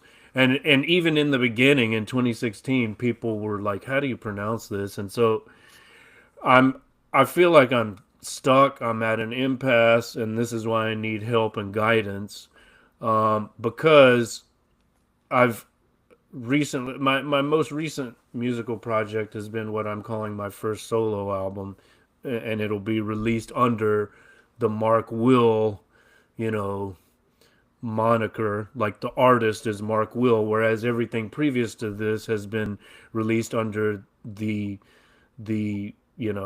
heading of this musical collective of which I'm the director, and by that I mean I'm the songwriter, I'm the vocalist, I'm the bassist, I'm the, you know, person who is responsible for pretty much everything. So it's really a Mark Will project. And so I'm wondering, should I just tear down all of my accounts, like, pull down my music from Spotify and Amazon and Apple and so on, and just re-release everything under the Mark Will heading or moniker or Yeah, yeah. logo or name. So I don't know. I previously, just to explain what I'm wrestling with, I had thought of like I as being the more commercial aspect of my music production, and then Mark Will, and so like I would actually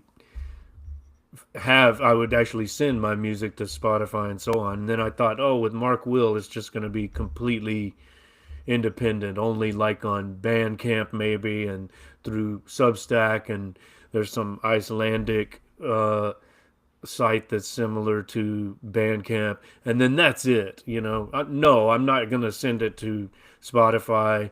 I'll leak tracks on YouTube, and that's about it. No Spotify, no Amazon, no Apple. But I don't know if that's a good strategy either. And again, rather than keeping them separate, okay, you've got the I project, then you've got the Mark Will solo stuff. Like, is that distinction even meaningful or worthwhile, or is it, what am I doing? Like, how do I proceed? Because the fourth, I guess you could say the fourth I album, which is a remix of the third, or depending on how you look at it, it's the remix of the second. It could be the remix of the second or the third, depending on how you look at it. But I don't know if that makes sense. I'll have to explain later. But it's been ready. It's been like all the final mixes, the mastering, everything's been done for over a year, and I've not released it because I have not, at least officially. Those tracks have been leaked on YouTube, but it's not had an official release because I cannot resolve this question. So I'm really lost. I'm stuck. I'm at an impasse, and I need the guidance of the Oracle. Brilliant. Okay. And that, I think, yeah. And it's so interesting as well how, the culture changes, and then that really it can sometimes, that cultural shift can help an artist, but it can sometimes really screw them over. Because as you say, for me, the let's call it the branding, the I branding, it really works, I think, also for whatever your human brand is. It's kind of stark. It's I don't know, for me it's got a very like it's quite avant-garde-ish. It's like Can. I'm talking. Yeah. It's almost got like a Can vibe. I mean, if you're going to call your band like Can, right? Yeah. Sort of like that, and maybe also just in terms of that straddling of sort of avant-garde and sonic exploration versus song making or something like that. So it works perfectly, and it's sort of like it's in the pocket, it's in the zone for you and the work you produce. But then AI comes along, and then suddenly now it looks like you're just trying to cash in or something on that, and that's not what it's about at all. In fact, it's the very it's the very opposite of anything that phrase now imparts to the work, right? Yeah, and it's also, I think even from the beginning, it felt like a bit too prog. It's like if I tell people, and then I have to explain it. Oh, what's that? Well, it's like I. it's just it should be more immediate. And then, you know, I get the question, oh, so you're like a prog rock band? Well, not exactly. I mean, there are elements of that, but that's not really where I want to be categorized, you know, or how I want to be categorized. So I'm feeling very unsettled about it, and I don't know what to do. And I need to resolve this because I'm I'm stuck. It's like all of this stuff is in the pipeline, and I can't shit it out. Yeah. All right. Well, let's clear some of those tubes. Hopefully with Yeah. the Yi. So just to mention, uh, uh, I'm trying to do the editing in my head as we speak, right? Yeah. Um, so although it looks like we've just joined, we've almost done almost 2 hours of throat clearing, but the buffoonery that emerged beforehand also speaks very, very deeply to this. So what I'm going to do at the beginning of the video is kind of say to people, listen, if you really want to stick around for the actual divination, that kind of comes in round about the 2 hour mark. Fast forward the buffoonery, but actually you might want to stick around for the buffoonery because that can be fun. And I feel like the buffoonery is made for those people who are like my friend Rob, who I know will sit through probably 3 or 4 hours of buffoonery because he's maybe playing a video game at the same time. And well, as much as listen to some music or he can listen to us wittering on, and he's okay with that. So I feel like I'm filling that niche. I'm like, are you a gamer? Do you want to have two like buffoons chatting on in the background so that you can feel like you're not completely alone on this planet, that there are just two people like you talking in your ears? Well, we can do that for you. Here we go. But so we start, right, in terms of the process of this, we start by acknowledging paying homage to our tea sister, to the tea sister who's with us. Before I think she, the way I see it is that she opens the portal through the I Ching, through which the ancestors then begin to talk to us, because that's my take now on the I Ching, that it's not like, God or anything like that.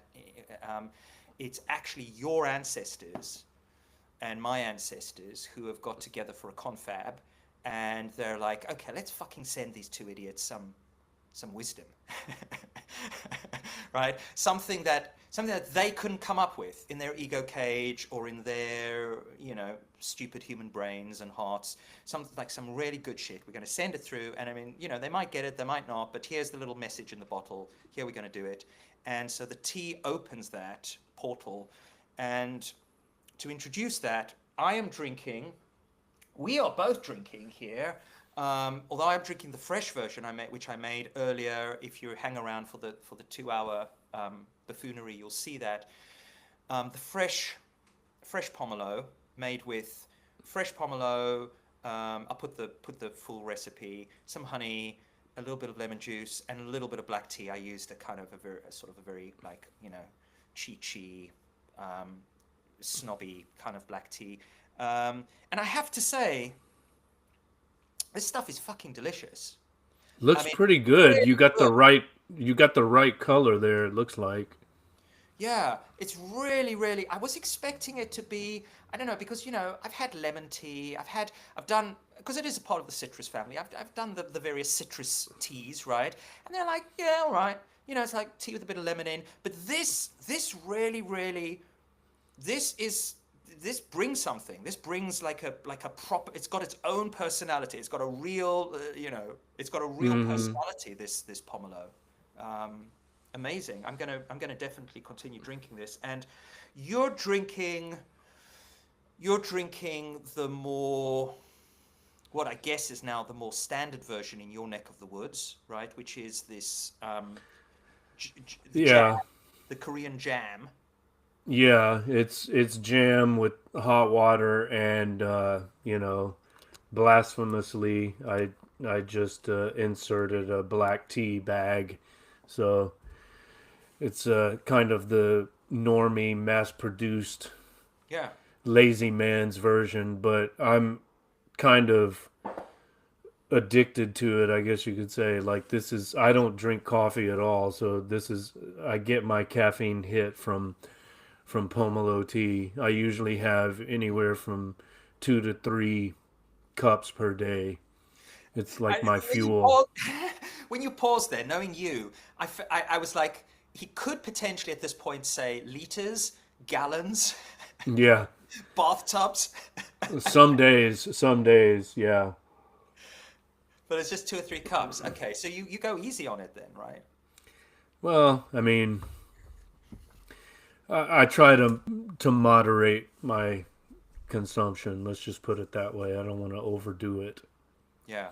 But yeah, in the morning, if I don't have my shot of pomelo tea, I'm not in a good space. Yeah.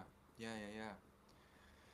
All right. So we have acknowledged and invited in Sister T to start opening some of those portals for us, start opening some of those chakras.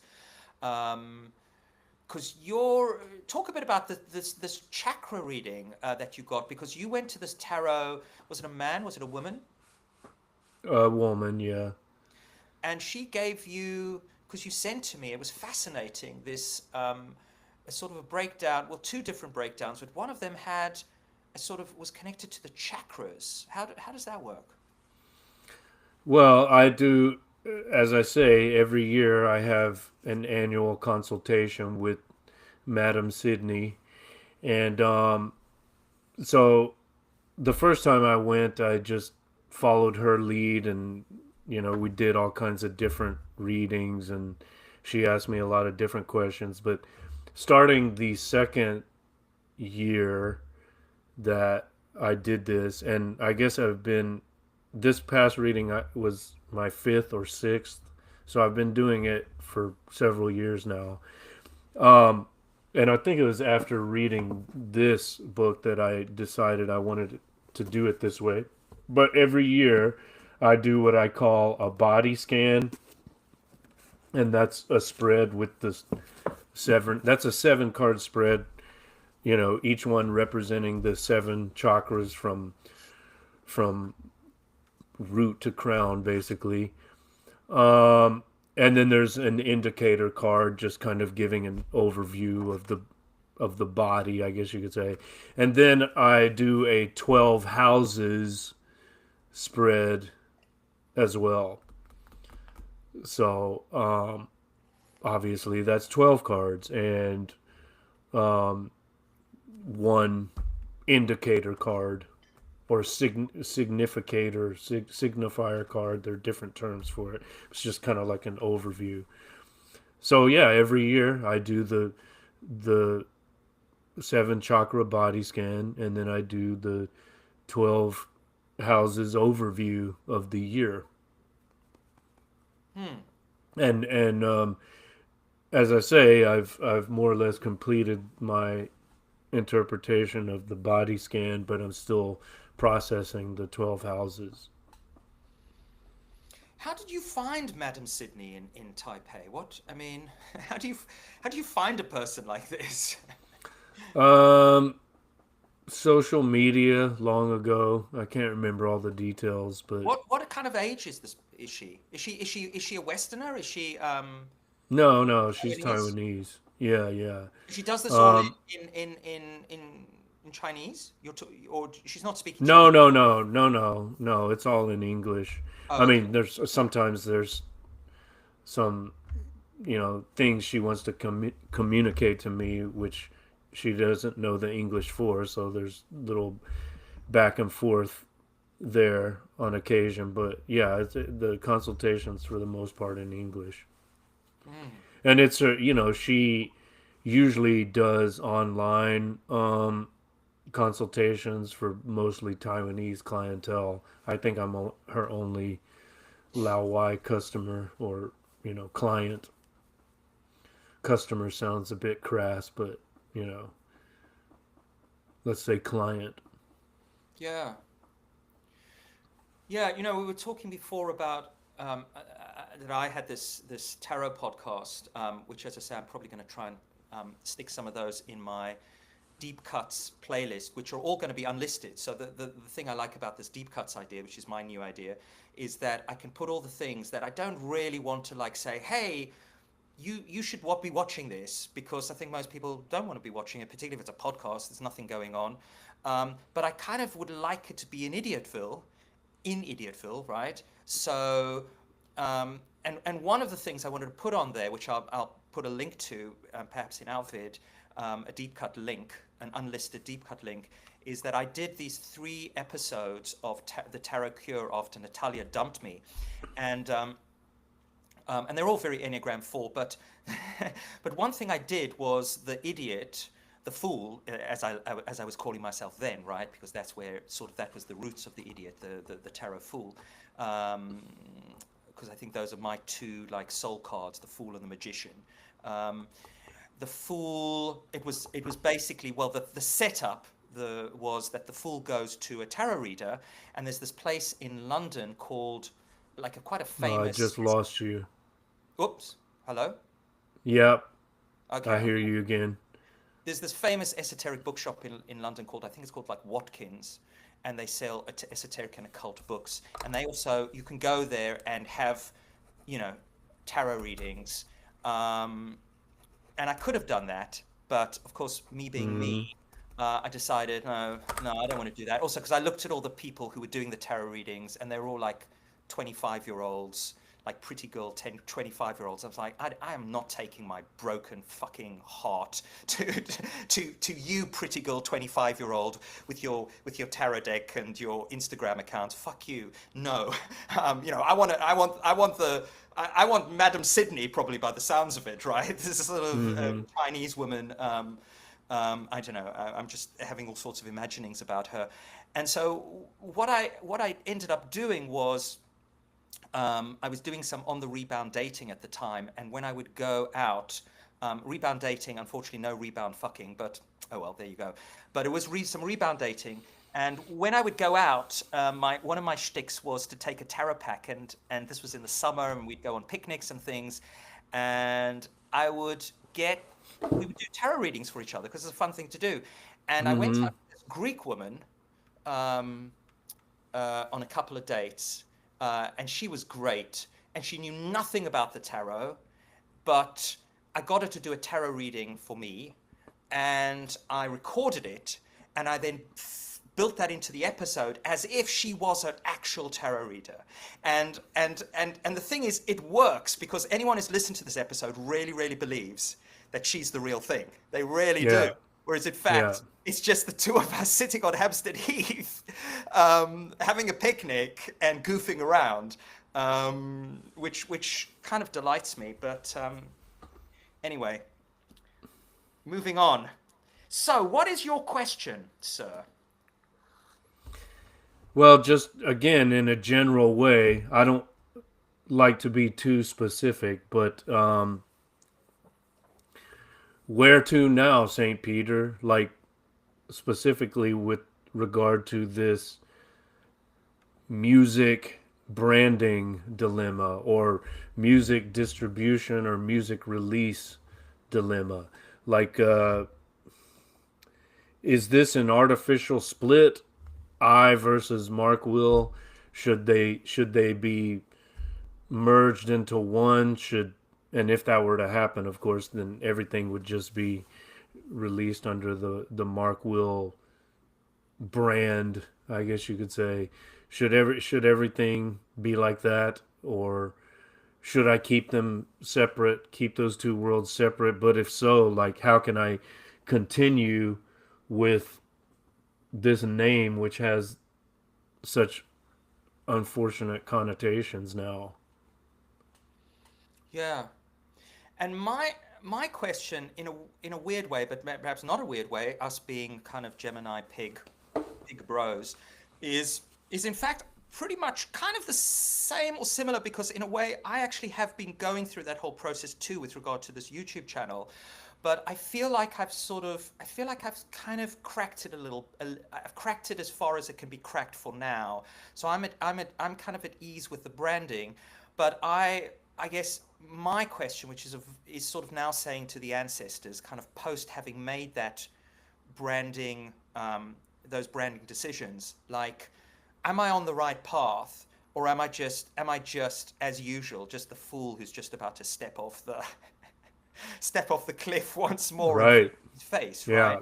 right? Yes. So like I'm basically going like Idiotville, the shortcuts, the deep cut, all of that sort of stuff that I've now got in place, like the tea stuff, the rants, all of that shit is have I made the right branding decision to essentially have what I want to have, which is for me and possibly for you as well, which is have my cake and eat it. I want to be absolutely free to do whatever the fuck I want to do if the spirit takes me. But I also want somehow, right? I don't want that to just be a turn off. I don't want to just be doing the fuck of what I want to do just all alone in splendid isolation, and no one getting anything from it. Like, okay, well, yeah, we'll just leave him out there.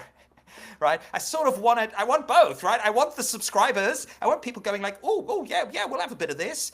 But I also want to do whatever the fuck I want to do, even if it might be a turn off. I want to turn them on, but I don't want to turn them off, essentially, is the sexual fore instinct, right? Mm-hmm.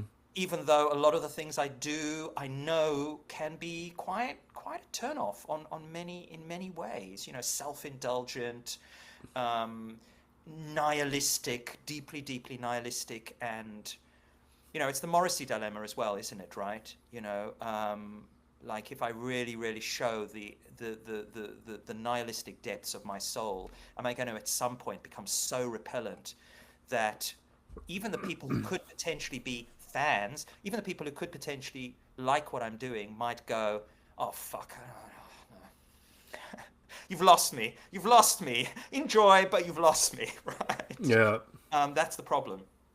So your question is where to now, and my question is, having traversed that path a little bit myself, am I on the right path? Am I on the right path is what I'm going to... So these are not separate consultations. We're asking two different questions, but we're going to produce just one hexagram. Is that right? That's what I'm doing currently, yeah. In the sense that, Okay. that I really believe, and it certainly has happened when I've done this with a few other people, that our questions are quite related, so I'm sure. Yeah. But even if our questions were totally different, I genuinely believe that the ancestors have the magical, and it is magical abilities, to give the one hexagram or the two trigrams, and for those to speak, to give both of us exactly what they need. It's almost like two breasts, right? And it's like saying, yeah, okay, you, Mark, it's like the universe going, you suck on this breast, and you, Steve, you suck on this breast, and you're getting the same milk, but you're getting your particular needs met, hopefully. All right. Right? Let's suckle those tits. Let's suckle those tits. So, I'm going to throw the lines. Are you going to be drawing lines on your side? Or are you making notes? I can. Yeah, let me get some scratch paper and my black pen. My Sharpie.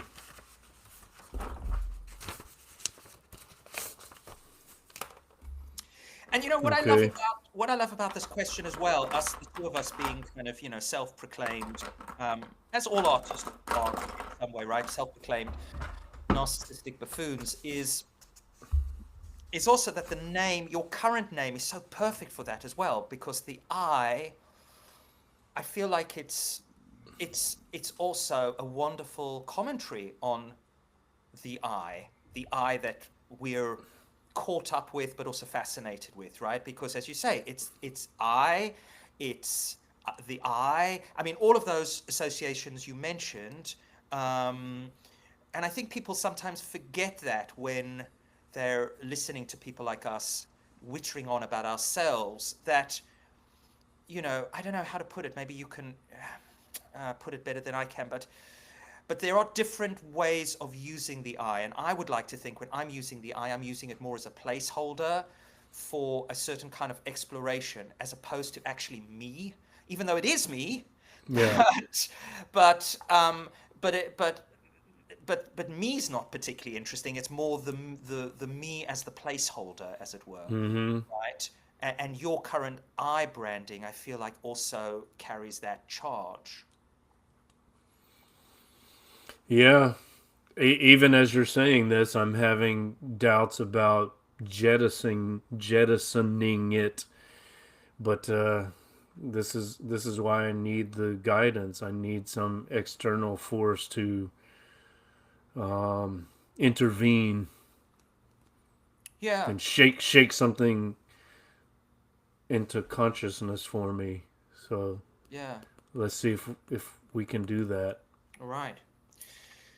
So I'm going to throw the coins, and then see how we go. Okay, so here we go. First throw. Oh wow! Off to the races. Off to a start. So the first throw is, or it's already a moving line. Lots of movement, I imagine, is possibly going to come up here. So it's a yang line, solid line. Of course it is, because it's all about, yang is all about, the potential and light and all of that stuff. So it's a solid line, but it is a moving line, which means that it is potentially going to generate, right? Whether we like it or not, So it's going to, yeah, exactly. so how do we represent that? We put an X in the middle to That's right. okay, yes, right. Yeah. Okay. So it's a moving yang line. Mm-hmm.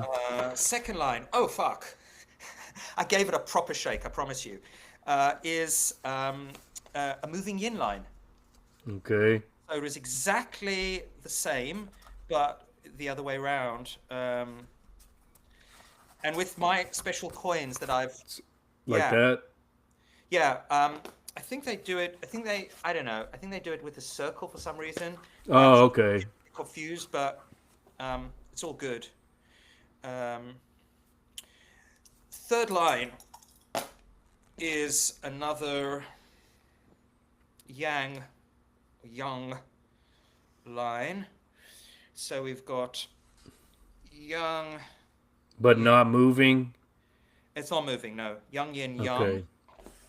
is our first trigram, which let me just double check. I should have these memorized by now, but of course I don't. Which is, of course, and that's good. That's good, yeah. It is, of course, Li is the first trigram, which is fire.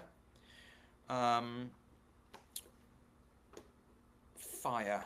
Okay, so fire is the trigram below, which is sometimes often thought of as representing the self or the question, and then the response is going to then be the next trigram, right?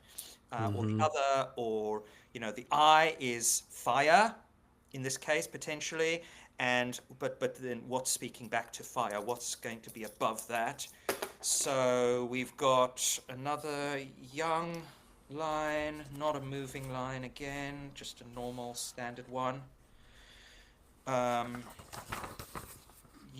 Young, as it's sometimes called, and then the moving one is also sometimes called old young, isn't it? 'Cause it's, and then we've got another young line. Mm. Wow. At this moment, it's always kind of exciting because if I throw another young line, that of course will be heaven. And I mean, Mm-hmm. heaven is really, it's the first, as you know, it's the first hexagram. It really is what creativity is ultimately about, I think. This one's also not moving? This is also not moving. Let's see. Are we going Okay. to get heaven, or are we going to get on the third throw? We could either get heaven, which is the sort of archetypal creative Qian, or are we going to get, if we don't get heaven, it would be Tui. I'm probably not pronouncing that correctly, which is lake. But both of those, interestingly, both of those are one's more charged, but one is more peaceful. But they're both, yeah, there's both a lot of young in there. So here we go. Okay, let's really. Is it going to be heaven? Are we getting a heaven? Are we getting heaven? Or are we getting lake? It is. I was really hoping for aesthetic purposes it would be heaven, but it is in fact lake.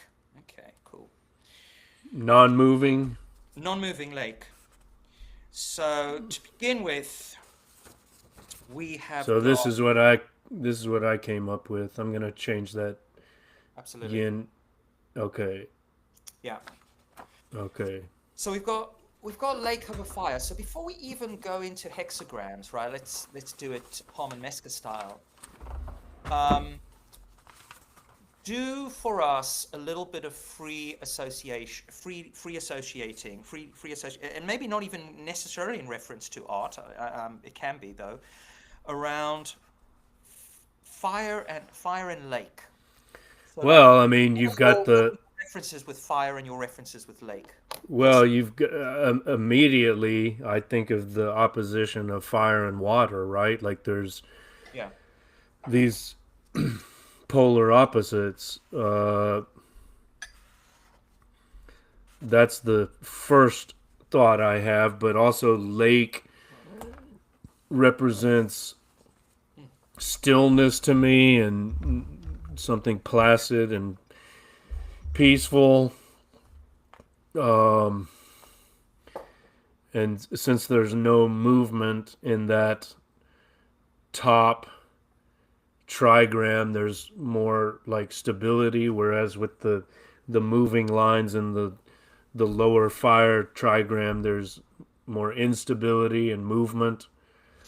So if you're saying like the bottom trigram is self, and then the top is, how did you describe it? The top trigram is more. It could be the question and the answer. It could be self and the other. It could be. I mean, you Yeah. know, what came up for me when you were talking was the fire of creation, right? Because although fire is a form of decreation in a way that it's a burning, um, uh, people always talk about, you read on Hinge profiles, oh, you know, what are you going to do this year? Finally finally write that novel. Everyone's got a novel in them. But you and I know, I think we would maybe agree, you tell me, that you either have to write a novel, you're either fucking burning and you're burning in some way and you've got to get a piece of work out, or you don't. And those people who write novels, good novels or bad novels, are the people who have to, and that's because they've got the fire in them, and who knows whatever that fire is. There's a furnace, like you do not need to be making all of the work that you make, but presumably there is that furnace is going, right, and it is cooking shit up, right? It's Yeah. cooking stuff. Right. But the lake, in a way, and that furnace is wonderful because it's the joy of cooking, but it comes with all the other associations of fire. Whereas the lake, as you say, is much more peaceful. But the lake almost feels like it's the potential for a finished piece of the finished work. Like when you take one of your volumes off the shelf and show it to us. To me, I get, even though it has the fire in it, or the fire, it's been sublimated at that point into the work of art. So the lake, in a way, feels like it represents the finished, in inverted commas, because it's never finished, but the so-called finished product, the piece of content, right? And also how we feel about that. Like, I mean, I don't feel it for that long, but for about a few hours after I put something on YouTube and I've watched it to see if it what it looks like on Idiotville itself, I will have a lake feeling. I'll have that sense of that was like that, and cool, that's Yeah. yeah, nice, Right. and that's also a beautiful part of that process, right? It's like you cook something up and then you sit next to the lake to eat that meal and really savor, and almost in a not in a narcissistic braggadocio way, but actually like in a self-love way, like fuck, well done. You know, Mm. you could have put that fire into anything, but you've put it into something potentially funny or pleasant or whatever, right? I mean, it's sort Yeah. of it's a form of self maybe that's sitting next to the lake and appreciating your own work for however long the editor superego allows you to do so, right? Hmm. Well, now that I'm thinking more deeply about this, it's almost like the bottom trigram is the present and the top trigram is the future. Could we Yes. think of it in that way? Like, the system I use, like with the cards, you draw two cards, a present card and a future card, even though that's actually two hexagrams that are produced. You could say that in a way we're doing the same thing here, but with only one hexagram. So like the fire is the present chaotic situation, but the future, forecasts the forecast for the future is a more placid, like complete. I don't know. I had the image of a picnic, right? Like the fire is the cooking, and Yes. then the lake represents the enjoyment of whatever the fire cooked up. But at the same time, you could say like we talked about that raw and cooked dichotomy as well, right? Like the fire ironically represents the chaos of the raw um, situation, and then the lake represents the complete, finalized, cooked state of things, Yes. state of creation, I guess. So if I try to apply it to the question that I'm wrestling with, I don't know where to take it. I don't know where to go. Again, it may be one of those cases where I have to sleep on it and dream about it and process it for a Well, hang few on. This is just days. the first step, right? I mean, this is literally our first step, so I think we will get there. But I wonder if also the lake is the place you want to get to, because I know, having gone through this branding stuff myself recently, right? First of all, I was calling this thing, the Idiots I Ching, which is kind of I like that. It had a lot going for it. Then it became we need some therapy, that's all, and then it became we need some therapy, that's all, question mark. But currently, now that I've arrived at Idiotville, um, I am now at a place of now at least with that branding, I have reached my lake for now, because I think Yeah. lake is also about rest. It's because fire is Yes. so much movement, and let's look at all the movement in those lines. There's a lot of movement Yes. happening in the Right. fire, right? The fire itself is movement, but also there's a lot of turbulence and movement, whereas lake is rest. And certainly on Idiotville, I know when I think about that brand now, I my mind just is like, okay, yeah, that's good. That's good. Now you can, okay, yeah, keep on creating under that. That's good. It's a place of, it's like all the churning sort of goes. It's like a spinning top, and it just kind of like it comes to a point of rest, of, Yeah. of a kind of stasis. Still a creative stasis, because lake is still moving and there's things growing in it and there's water, but it's, and I feel like that's where you are trying to get to. That's where we are Yeah. trying to get to via this, right? That place of rest, that place of that almost that exhale, that like, ah, yeah. Yeah. And if you don't have that, there's no end to the chaos, because it's like you have nowhere to enjoy that picnic. You have no place to put the chaotic creation that you've labored over. So I'm really liking this image of repose and rest and, as you say, exhalation. That association with the lake is feeling something very much sought after. It's like what I am seeking.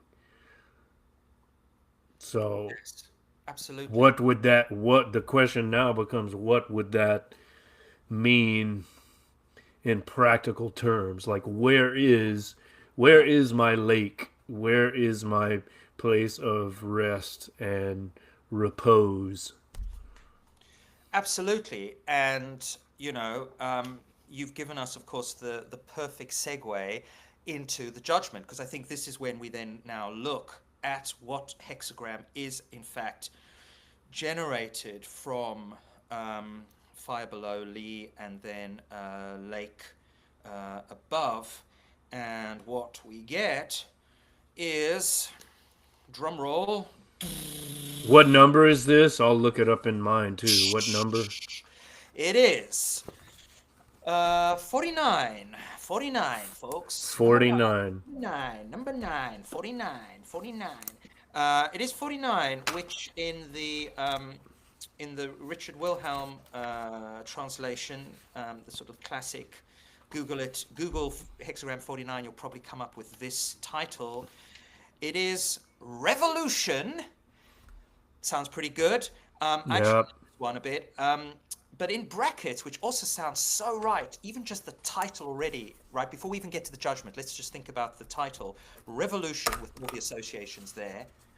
Revolving, but also like, right, okay, if I need to fucking cut the head off, if I need to cut my eye head off, right, decapitate and put another head on, I'll fucking do it if I have to for my art, right? So it's revolution. And interestingly, in brackets, it's molting, molting. And mine says shedding. Shedding, yeah. Revolution slash shedding. Yeah. What is Wow. so talk to that title, just the title alone. Well, immediately my assumption is, cut off the eye head. Right. You shed Right, it, like it's time. Like, just let go of yeah, it. yeah, And yeah, there's also the whole issue of social media presence and like email accounts and so on, because I've got an I Substack called carminaformosa.substack.com, named after the first album, the first project. And see, this was always an issue too. Like, I couldn't even use the actual band name on Facebook because they wouldn't allow me to use a name with brackets. I tried like 20 different times. It always refused me. So I had to go with Carmina Formosa. And then people would be like, is that the name of the band? No, that's the first album. Well, why do you put that at and it kind of defeats the purpose of promotion. It's supposed to be quick and immediate. If you have to explain shit, That's right. it's like people just lose Particularly in this patience. day and age, let's remind ourselves. If it used to be that like you would be trying to get your 15 minutes of fame. It's now like you got to get your 15 seconds of fame, motherfuckers. Which is also why I don't know if you've heard this, but when I heard this, I was like, this was so cool. Which is why music, of course, now has changed in the streaming age, where people will put all the hooks in the first 10-15 seconds, because no one waits around anymore for the hooks in the chorus. You've got to bring out the hooks straight away if you want to break through the Spotify algorithm, right? Which Yeah. is, that's another question altogether, whether or not that's even desirable. But, Well, you that's know, for let's put it this way. I think that's for standard pop music. I mean, I don't see you as creating that, right? You're creating, I mean, to sound, a bit pretentious, but you're trying to create art as opposed to, I mean, it would be like saying to Morrissey, "Oh, Morrissey, yeah, yeah, yeah," because Morrissey's songs are supremely hook laden, but oh, you've got to get your hooks in the first 15 seconds. You can imagine what Morrissey would say to that, yeah, yeah, right? right. But when you were talking about cut, because we were, cut your head off. It's also about having a haircut, like a drastic haircut, right? And because we're talking about pavement, I'm going to put some. This is just an excuse for me to put some of my canonical pavement into this episode. What it then brought up for me was this classic pavement song. Again, this will be in the show notes.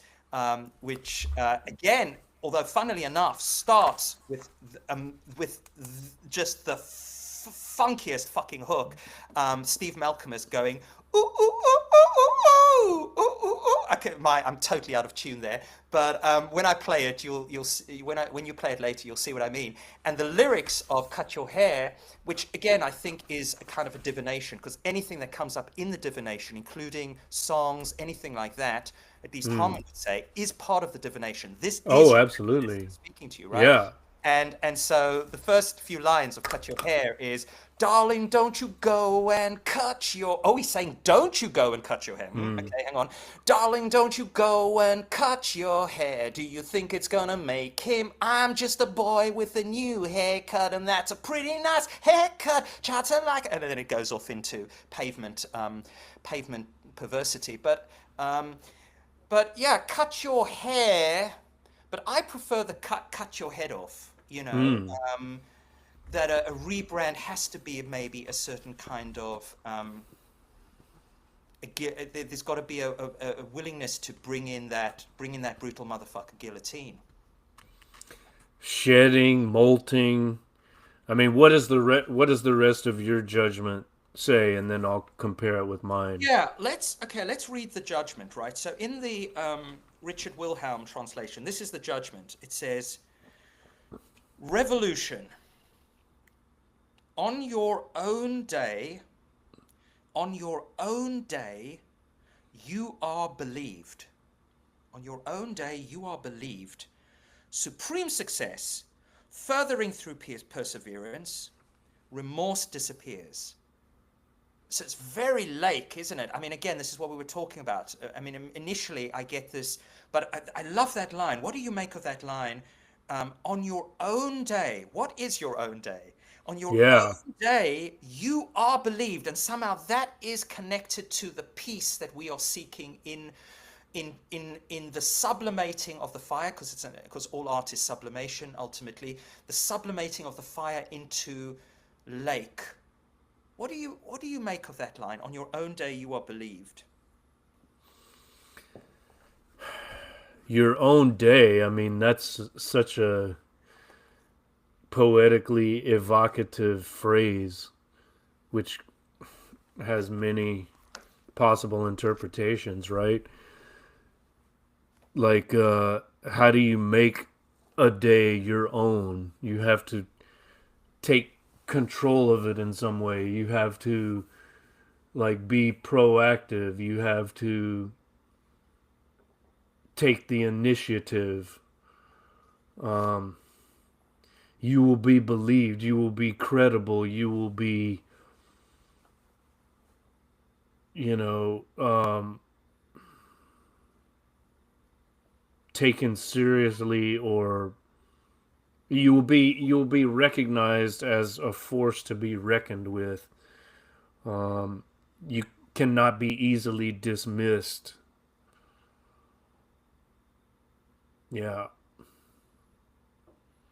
It is, yeah, it's a moment of transfiguration, but it's also perhaps a moment where, even though the work of art comes, you could say, is one of the burps and farts of the ego, it is also it's a transcendence, because another translation from, and this is from, I really rate this particular the Rudolf Ritzimer and Stephen Karcher translation of the I Ching, because what I really like about this is that they made me think of this translation when you were talking about this Dao De Jing that you are doing with your assistance of your wife, because it's trying to get the reader who has no Chinese as close as possible to actually really getting all of the associations of the very minimalistic, because it's not even sort of joined up. It's almost like the Chinese text, the judgments, again going back right to the beginning of, it's like those burnt Tortoise ox shells. bones and tortoise shells and things like that. It's kind of like, it's taking you back to that. And so this is great, because I think I don't speak Chinese, but I feel like it allows me, if I give myself to it, to really kind of move through the language, move through the matrix of language as much as anything else, and get closer to the ancestors. Mm-hmm. But in the Ritzema car, the reason I'm also bringing it up is that their version of revolution, molting, shedding which is pretty evocative, skinning. Skinning. So, in a way, it's like saying to find your lake, to find you on your own day. It's like what part of the self needs to be skinned? What costume, right? And coming back to the I versus Mark Will, at a certain level, right? The I is a costume, whereas Mark Will, you could say, is the. I mean, Mark Will is also a costume, but it's Mark Will feels closer to your skin, right? I mean, it's funny that I started our session literally with skin, showing some skin, but Mark Will is showing more skin than I, and perhaps also having listened to different tracks. I mean, maybe also that's where you're moving in terms of your own musical output, that it's becoming more personal. It's in a way, it's like the Bad Seeds are becoming more and more like, well, I guess it was always Nick Cave and the Bad Seeds, but it's becoming more and more Nick Cave, and I think Nick Right, Cave right. has Yeah. become more vulnerable potentially as well. Mark Will is a more vulnerable brand than I, which has all of this funky stuff going for it, right? Yeah. I as you were saying this, or as you were looking at this other translation, was looking at my own, and I particularly focused on the two lines of change, right, which are 1 and 2. Yes. Listen to what it says in my translation, line 1. If you are uncertain whether the time is ripe for a change, then it is preferable to wait before committing yourself. Acting rashly would produce undesirable consequences. That seems to contradict our previous interpretation, calling for the guillotine to cut the head off. But let's see what line 2 says. The time is ripe for a change, okay? But you need to state your aim more precisely and explain it better. Only then will other people join you, people without whom you would be helpless. That's interesting. I mean, I feel that line 2 is where it's at for me. I need to state my aim more precisely and explain it better. It's still Yeah. like not clear in my mind. It's still pretty vague. What are even my intentions? And coming back to that line, because I feel like we haven't got the juice we need from it yet. On your own day, that's the koan for me. That's the central koan. On your own day, you are believed, because again, if I put that through the I versus Mark Will, on your own day is also maybe saying in your own way, in yourself, as you show up, as you are also known in the world. You are believed. Believed can also be in the greater sense of the word, or certainly in an artistic realm. When we are reading a work of literature that we really resonate with, or an album or whatever, right? Even if it's totally made up, even if it's a novel, I don't know if this makes sense. It's just popped into my head. That what actually separates maybe great works of literature or great music from the fine but well no fine stuff is that it's believable. I don't know. I don't know if you know where I'm going there. And what I mean by believable, that like when I read that Mishima novel, right? It was 100% believable in the sense that, right? It was as believable as putting my hand in fire, and I know that fire's burning, as opposed to the thought of fire, right? It's as believable as that. It's Right. in other words, it's real. You are real, but you are also sublimated and transfigured into the work of art. Um, and that's also part of the lake, right? That you are, yeah, that it's not that on your own day,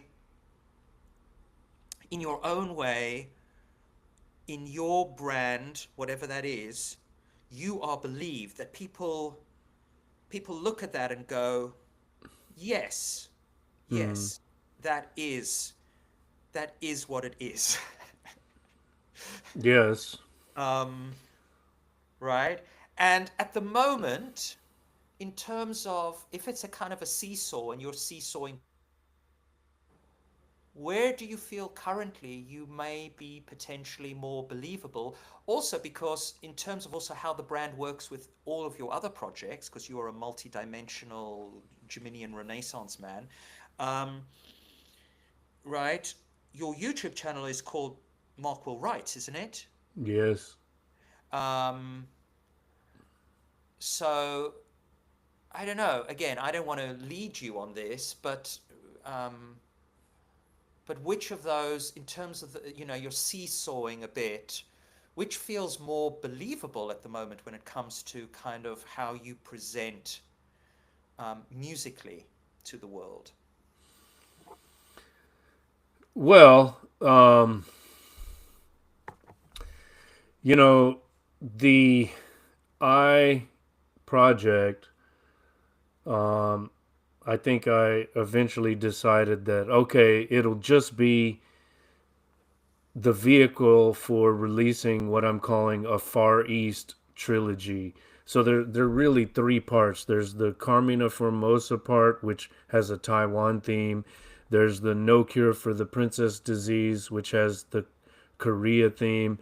And then there's Sakura, which has a Japan theme, right? And then each of those three um, has a remix album. So it'd be six albums altogether. And then, okay, that is the I project. And then everything else would just be Mark Will solo. But why not? I guess the thought now is why not just take that Far East trilogy with its three remixes and just put that under the Mark Will umbrella as well. One reason not to is because it's already out there as I, or at least part of it. But there's no reason why I couldn't pull everything down and re-release it under the Mark Will heading. It's I out mean, there I've as I already. for you, but it's not necessarily out there as I for the world, because that's the other thing to remember, right? That potentially in the rebrand, you may actually make it more, you may open the door a bit wider for the world also to see it, right? Because it must be pretty fucking dispiriting to go on Spotify, and even though it's not there for that, just for that reason, I know that, but it must be a bit dispiriting to see that that including me, because I've been listening to tracks recently. You've got. I don't know, less than 100, let's say, people listening to your precious music each month, which is the case for most content creators. But of course, you'd like to have as many people as possible. So would potentially making it more aligned, because your YouTube channel is called Mark Will Write, and I've always loved it because, of course, you are playing with your surname, which also has always made me feel very envious, because in my mind, when I hear Mark Will, I almost imagine like the stage show, right? And they're like, yeah, like, ladies and gentlemen, give it up for Mark Will, and that sounds so good. It's just the two, like, just the rhythm of it. Whereas, ladies and gentlemen, give it up for Steve Wasserman. It doesn't work. Fucking doesn't work. So there's the envy. But you've got Mark Will Write. And it's so brilliant because it's just encapsulates also, he will write, but he will write, and all of that good stuff, and Yeah. the will and all of that good stuff. It's almost like it's almost like Mark will write and Mark will sing in a Yeah. way, right? Mark will write, Mark will sing, Mark will make music, Mark will make Mm. videos. Um, Mark will paint. I don't know. Do you have any visual art inclinations? Collage. I do collage. Hmm. What Uh, kind of collage? just, outsider art type stuff, Nice. pornographic, obscene, um, cut ups of various sorts that would, Oh wow. probably get me arrested if I ever displayed them. That's a I would bit love to see. I would hyperbolic, but love to see, or even be able to include some of those in this episode. If you, I mean, send me whatever you're comfortable with anyone seeing. I'll also send you, and I'll put it in the show notes. I don't know if you've ever come across the soul collage phenomenon, the idea of soul collages, and there's mm, a book, a really amazing book. I can't remember by the name, the woman who wrote this, and it's a whole divinatory paradigm. It's incredible. I'll send that to you. But okay, coming back, reel it back, Gemini boys. Reel it back to the question, which is, yeah, okay. So, the fundamental question is, what to do? What's that? It's the Sound of Music. What to do with Maria? That song. What shall we do with the how do you solve a problem like I? Yeah. exactly? How do you solve a problem like I? That's the fundamental question. As I, the Mm, ego, as we know, how do you yeah. solve a problem like this fucking idiot? And of course, this whole episode is that as well. That's the meta narrative that's running through all of this. Like, how do you solve the problem of narcissism? Do you solve it by cutting off your head? If you see the Buddha, kill the Buddha. If you if you're not into eye anymore, kill the eye. Yes. Shed it, skin it, Mm, molt it. molt it. On your own day, you are believed because that's the lake, that's the place you want to arrive at. Where are you with all of this? I mean, isn't like simplification the way to achieve the placid peacefulness of the lake? Like streamlining things, getting rid of the clutter, cutting off the unnecessary. Um, of course, if this kind of rebranding involves a hassle of its own, yes, like you would have to take everything down and then put it up again under a different heading. But is that do you not do just you really? I the don't know matter how. of, I mean, for example, Spotify. How does that work? I mean, you don't. well, You surely because you I could have you could just change the name overnight and just proceed as that. no, you can't. No, Can't. because no, you can't even. I mean, I, It's not I, like YouTube. I You don't can know if you change your handle. can't. Right. No, it's not like that because with music, it's more complicated. There's a middleman. There is a distributor or label. I have a label called Symphonic, which distributes my stuff to Spotify, Amazon, Apple, and all of those other big platforms. You can't just upload to those platforms and say, "Here it is." I mean, it's not like even with Amazon, it's not the same as it is with books. You can just self-publish a book on Amazon pretty easily, right? With music, unless things have changed recently, you can't do that. You have to go through one of these middlemen. So that is also another, you know, unnecessary complication, which I would like to work my way around. So Hmm. there is some hassle and complication involved with that, with taking it down and then putting it up in whatever form. But maybe now is the time to do it, and maybe it's necessary to go through that painful, annoying, like frustrating process to get to the lake. You got to walk through the fire to get to the lake. And you've got to let the fire burn off some of the some of that stuff, right? It's that whole like Yeah. decreation, the sort of Simone Weil decreation, which is so important. Again, it's part of the. It's that again. We're back to Hemingway, kill your babies, all of that stuff, right? Mm. Um, that it seems like the right time to do this because you've got this period, this break coming up. Um, Mm-hmm. you know, it's almost again almost like a bit of a like a what's it called? What's that phenomenon? Sort of the death declutter or something. That kind of idea of decluttering all of your stuff, all of Yeah. your worldly goods, but also your non-worldly goods, which would be your creative work. In Yeah. preparation Simplifying, unburdening, for the end. unburdening Yeah. myself,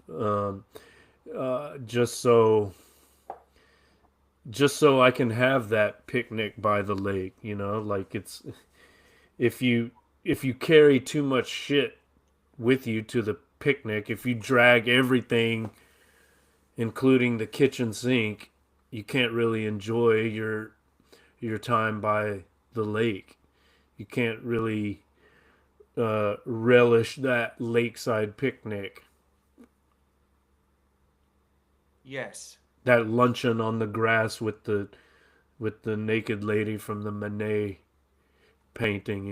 Exactly. Like um, if you bring if you bring I don't know, a backpack that's overloaded, like you're gonna be focused more on that than enjoying the nice meal and the scenery.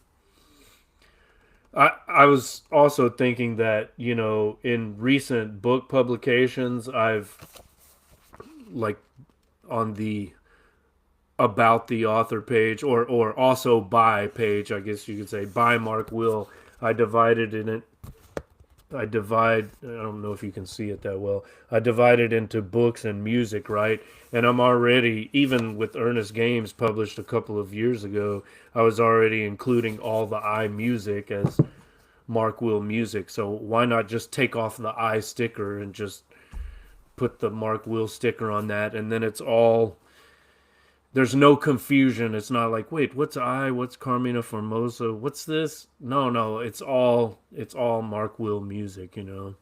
Yeah. That speaks very deeply to me as well, having just, as I say, as we talked about in a previous conversation, previous long, rich conversation, the one we did on the weekend was. This also speaks deeply, I think, for perhaps where both of us might be in our lives. Certainly, I am, right? Which I like to call the Act Two part of the idiot's life. Act One, everything that came before. Let's call it, midlife, whatever midlife fire. I don't know what if you had a midlife crisis, like a classic midlife fiery breakdown. I certainly did. Not just one. Oh right, yeah, yeah. I mean, I've had a few too, but the last one was I felt very like definitively midlife. It certainly felt like that pause between what I would call Act One and Act Two. And Act Two is basically a, it's all about that shedding and skinning Yeah. because in Act Two you now know you knew before and you read Ernest Becker's Denial of Death and you knew it all conceptually, but now you know you're going to die. You know you are definitely on the path, and you Mm. and also and then that narcissist also knows that, well, okay, but he wants to leave whatever that legacy is. um, and it's like how to, and so part of that is, it's getting your ducks lined up and getting a space.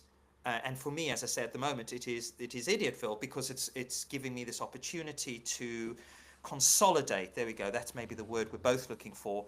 A place to consolidate and get a bit of peace in our own minds with all of our frenetic creative outputs over the years in let's call it in Act One, so that we can then also, once we've kind of got it all stored and put into boxes and it's all ready to go, wherever we put it, we can then focus, hopefully at an existential level, on really living well for however Mm-hmm. much time we've got, right? Living well, creating well, and being more, again, having that repose, that productive creative repose of let's call it the mature, even though, speaking of myself, immature till I die, but the so-called mature idiot creator, as opposed to the Act One immature, just like, I don't know, I'm just doing stuff, idiot creator. I feel like there's a real it's a very profound, like, existential move you are trying to effect here, and I've certainly have been trying to do that in the last few years as well. Well, I think, if I may comment on your situation, I think you've made the right choice. Like, the idiot's I Ching was maybe too specific, and the same could maybe be said about we need some therapy. That's all. Um, Now, Idiotville, that is like all encompassing. It can be anything. That's You could even you could you could do your T and E episodes. You could put music on there. You could just do random, um, you know, shorts or clips, like particularly if I anything. bury all of that shit in the deep cuts, because for me, my breakthrough was realizing, because although I wanted there as my legacy project, I would like to think that Idiotville, I would like to think that maybe, I'll do this until I die, and that's it. That's it. That's all I leave. Of all the things I do, that's kind of like, I'm like saying, okay, well, here you go. This is it. I'd like to believe that that's what this is, but of course I also am continuously in this tussle with myself that I'll do stuff and then I hate it and da da da. But that sense that, no, you can bury that in the Deep Cuts playlist. It's Yeah. unlisted, but anybody who, like my future wife, for example, as I see it, you know, probably I'll die before she does, hopefully. She might, if she wants to occasionally remember me, she might go to the deep cut stuff and actually look at the me that she knew, because that's the natural person, as opposed to the person who's trying to be someone for someone else, right? And for me, I have to say, that was like, brilliant. That's how to do it, right? That's how I can have my cake and eat it. Which has given me a sense of that lake, because it's a shedding, but it's not a shedding, because again, all the stuff that I should probably shed and put it in a bottom drawer, I can put that in my deep cuts playlist, and it's there, but it's not there, and for some It's reason that that gives me the lake. I don't know it's why. well, it's Pessoa's chest, right? With all Yeah, the fragments in there.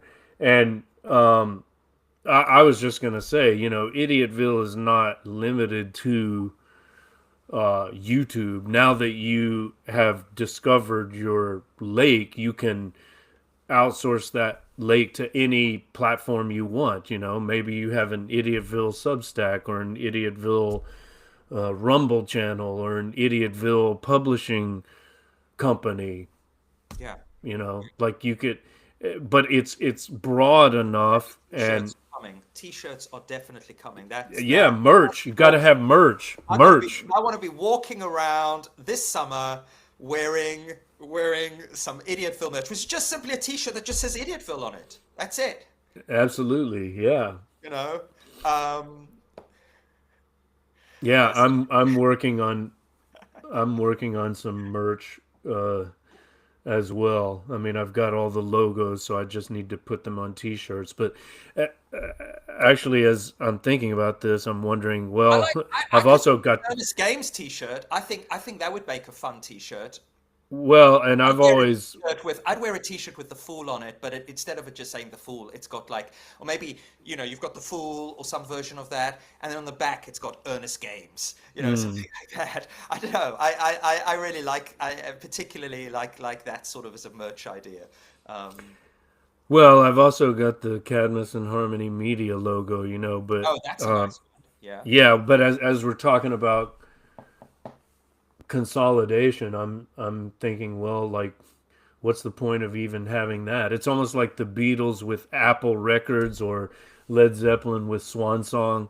Those always end up being like disasters, you know, like this idea of trying to become a media mogul and produce other people and all these unnecessary legal and artistic and um, you know technical pragmatic complications enter the picture. So I don't know. We'll leave that for another time, but Yeah.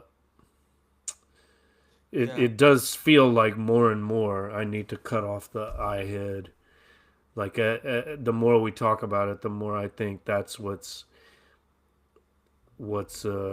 needed here. I mean, maybe the period of questioning and reflection has already passed in the last 30 minutes, right? Um, Wait before committing yourself. Acting rashly would produce That's undesirable what you have been consequences. doing, right? I mean, this is part of Yeah. the waiting. You have been doing consultation, just like I didn't just jump into, although that is always my want to just jump the fool right into Idiotville. I did a fair amount of consultation Yeah. beforehand. You know, Mm. asked people. I asked you guys, and you know, I sat and did some questioning in terms of branding with GPT. I mean, I find GPT quite useful in terms of branding because of anything really, because you can sort of say, okay, how someone who comes to the channel and they see this, what would they potentially think versus if they see that? And it's very good at doing that. It gives you, you know, the this or that. It's great because and it feels more objective in a way than sort of saying, hey, do you like that? What do you think of this one versus that one, right? It's thinking more in terms of society, the cultural eye, how it might sort of view this. Yeah. So yeah, I mean, I feel like we're kind of coming to the end of our. I feel like we've said. I feel like we've got whatever has been has needed to be communicated to us.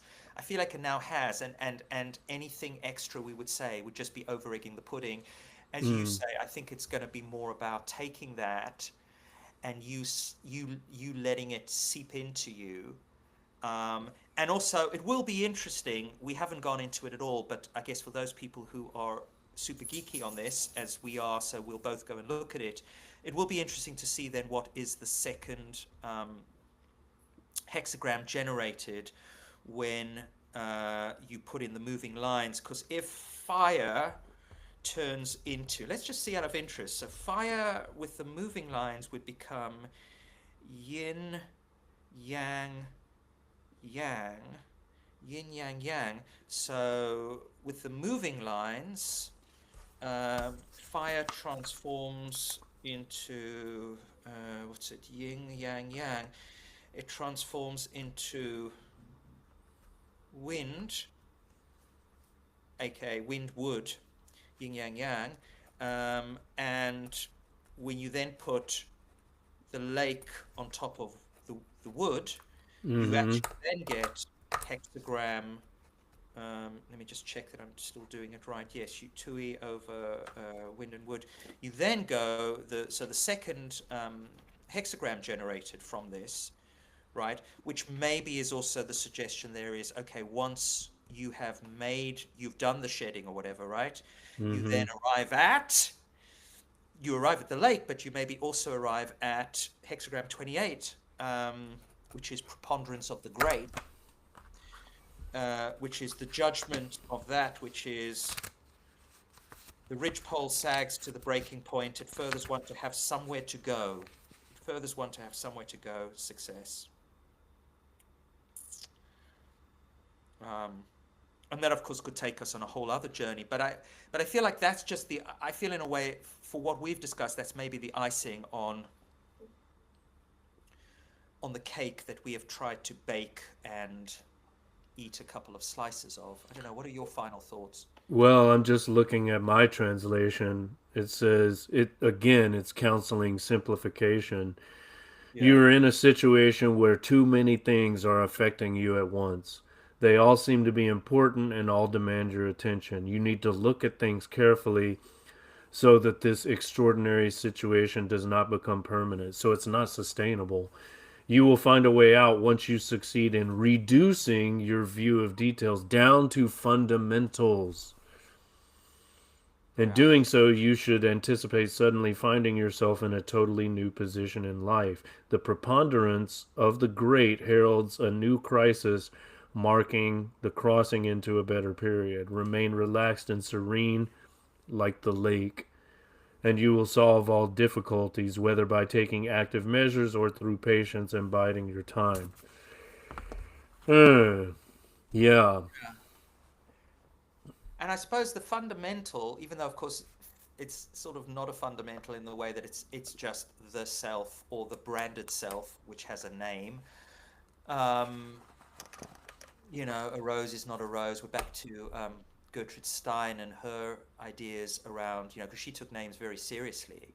Even Mm-hmm. though she said a rose is, all of that line, naming and whatnot. But yeah, the fundamental I, which is also the I who AI, but also the I that is making the work, I guess, is Mm-hmm. Mark Will, and Yeah. also Mark's will. Your Yes. actual will, like your burning, fiery desire. Because what is the will? I mean, that's the thing when you're talking to people in therapy, and they're always like, "Well, why can't I do more of this? Why can't I give up drugs? Why can't I do this?" And yeah, you can do all the head stuff, but it's like, how do you actually connect with that will? That's fundamentally what it is. Our inner will, and the inner will, it's the gut. It's that Enneagram 8 gut. It says this will happen. This book Mm. will be written. It doesn't say I'd like to write a book. It says this book will be written, right? Mm. And that's and that's also the fundamental. And you could say that maybe that is also at the heart of anything we might call art, as opposed to whatever else art does in the world, right? Including making money, etc. It is just simply an expression of will, you know? Mm-hmm. In Um, the Schopenhauer sense, I guess. yeah, yeah, The world is will and representation. yes, yeah. Um, Yeah, I'm gonna have to think on this because there are some logistical issues that would need to be sorted out. But definitely, this consultation gave me something I need to consider deeply and reflect on and dream about and sit with for a few days. But I feel like something's coming. Something's going to happen, probably like you say, in this period where I have some downtime and can, you know, reflect deeply and not make any rash decisions, but make some like um, do some significant shedding and trim some fat. Let's say yeah, simplify. yeah, yeah, yeah. Simplify, consolidate, and get everything ready. Get everything in the right kind of labeled boxes. Again, we Warhol has come up. I'm thinking about all of those incredible Warholian boxes. I mean, that I mean, hundreds of them, right? These phenomena, right? Where we would put all of these things. He would create these boxes. I mean, again, Yeah. Pessoa, and each box is a little treasure trove Mm-hmm. of craziness, but it's not just all your shit thrown into a skip, which ultimately, let's face it, is going to be probably the case for most of us when we die. But it is also at least an attempt to sort of say, okay, I'm going to put all my shit into the various boxes, and you might see the boxes and go, oh, okay, well, he's got them already. we can either just throw all the boxes into the skip, or maybe, I don't know, we'll put the boxes, I mean, with Warhol, of course, people actually cherish those boxes and build all sorts of interesting other projects around Warhol's boxes. Mm-hmm. So it feels like, yeah, it feels like you're at a time where you're like, let's do some of that. I really like the word that really sticks out for me more than shedding, because shedding suggests that there's going to be a kind of distancing yourself or a getting rid of. Whereas I like this idea of consolidation. I like this idea of sort of getting everything almost like a, Dewey decimalized for Yeah. yourself, right? Yeah. Um, Something like that. Yeah. I think that's the direction I'm heading for. Yeah. Thanks for the consultation. Thanks No, for thank you. Wow. I mean, allowing me to visit Idiotville. I hope to visit again soon. well, you're gonna be popping up quite a bit in Idiotville because we've got. This is your first visit, so welcome to Idiotville. But then shortly followed thereafter by, of course, the repost of Books of Burning, and then we've got. I think our next conversation is going to be about Earnest Games, which of course is very good Idiotville fodder as well as your fodder. So I. Well, I and think, we've got the but I Enneagram. think this is a nice way to introduce you to the other idiots on Idiotville. I think so. I'm happy to be here. Well, of course, we've also got the Enneagram episode for Oh texting, Jesus, yeah, which we yeah, we're just churning the shit out at the moment, aren't we? yeah, When I was sending Rob, because he's a big Pessoa nut, um, and he's also into the I Ching. I'd actually forgotten some of the stuff we'd already done, and so I sent him the Pessoa episode, and he was like, "But you've done this as well."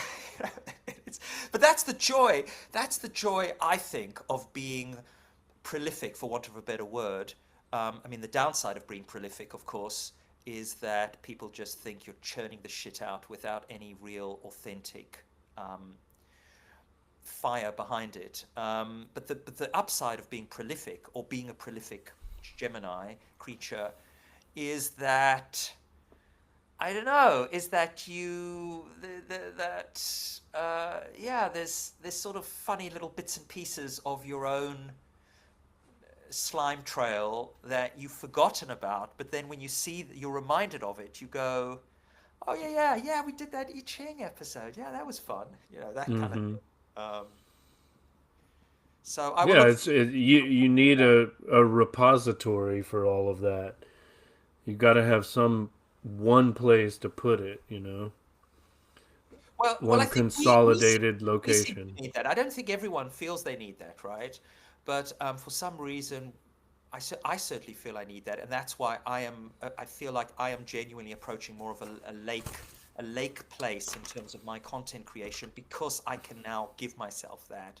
Hmm. And it sounds like you are looking to do that kind of process too. Yeah. Yeah. Which is amazing. I will look forward to see what comes from this consult. And also, yeah, send me some of those collages, and I'll collage this a bit together. I'm not gonna Probably what I'm gonna do for this one is, I think I'm gonna actually just do a standalone intro, which I'll record separately. But I actually think I'm gonna just run, apart from putting in little links and little bits of music and stuff. I'm not gonna like edit it, because I sort of feel this way similarly with the conversation we had before, that it's a bit of an all or nothing conversation. In a Okay. way, right? I'll leave it to you. I'll send you the raw If you could, footage, and you do with it what you will. wonderful. You you got the 2024 reading revelations, right? You got that I footage? did, yeah. I'm going to get Okay. working on that this week. So yeah, I'll be doing lots of editing this week, which will be fun. I enjoy. I really enjoy revisiting, particularly like these kinds of conversations. Enjoy that editing process because I enjoy listening to the conversation again because I don't know about you when you do that. I often hear things out of my own mouth and certainly out of the mouths of the other person that I'd heard the first time, but it didn't really hit, you Oh know? yeah, of course, yeah. And so it's kind of, it's almost like in a way, even though of course I'm trying to listen and process and take in, it's almost like it's actually almost the first time that I genuinely get to do that, you know? Yeah, So I will look forward to re-listening to this and we shall talk anon. sounds good. All right. See you next time. See you soon. Ciao. All right, I just stopped the live stream. It's Great. it's up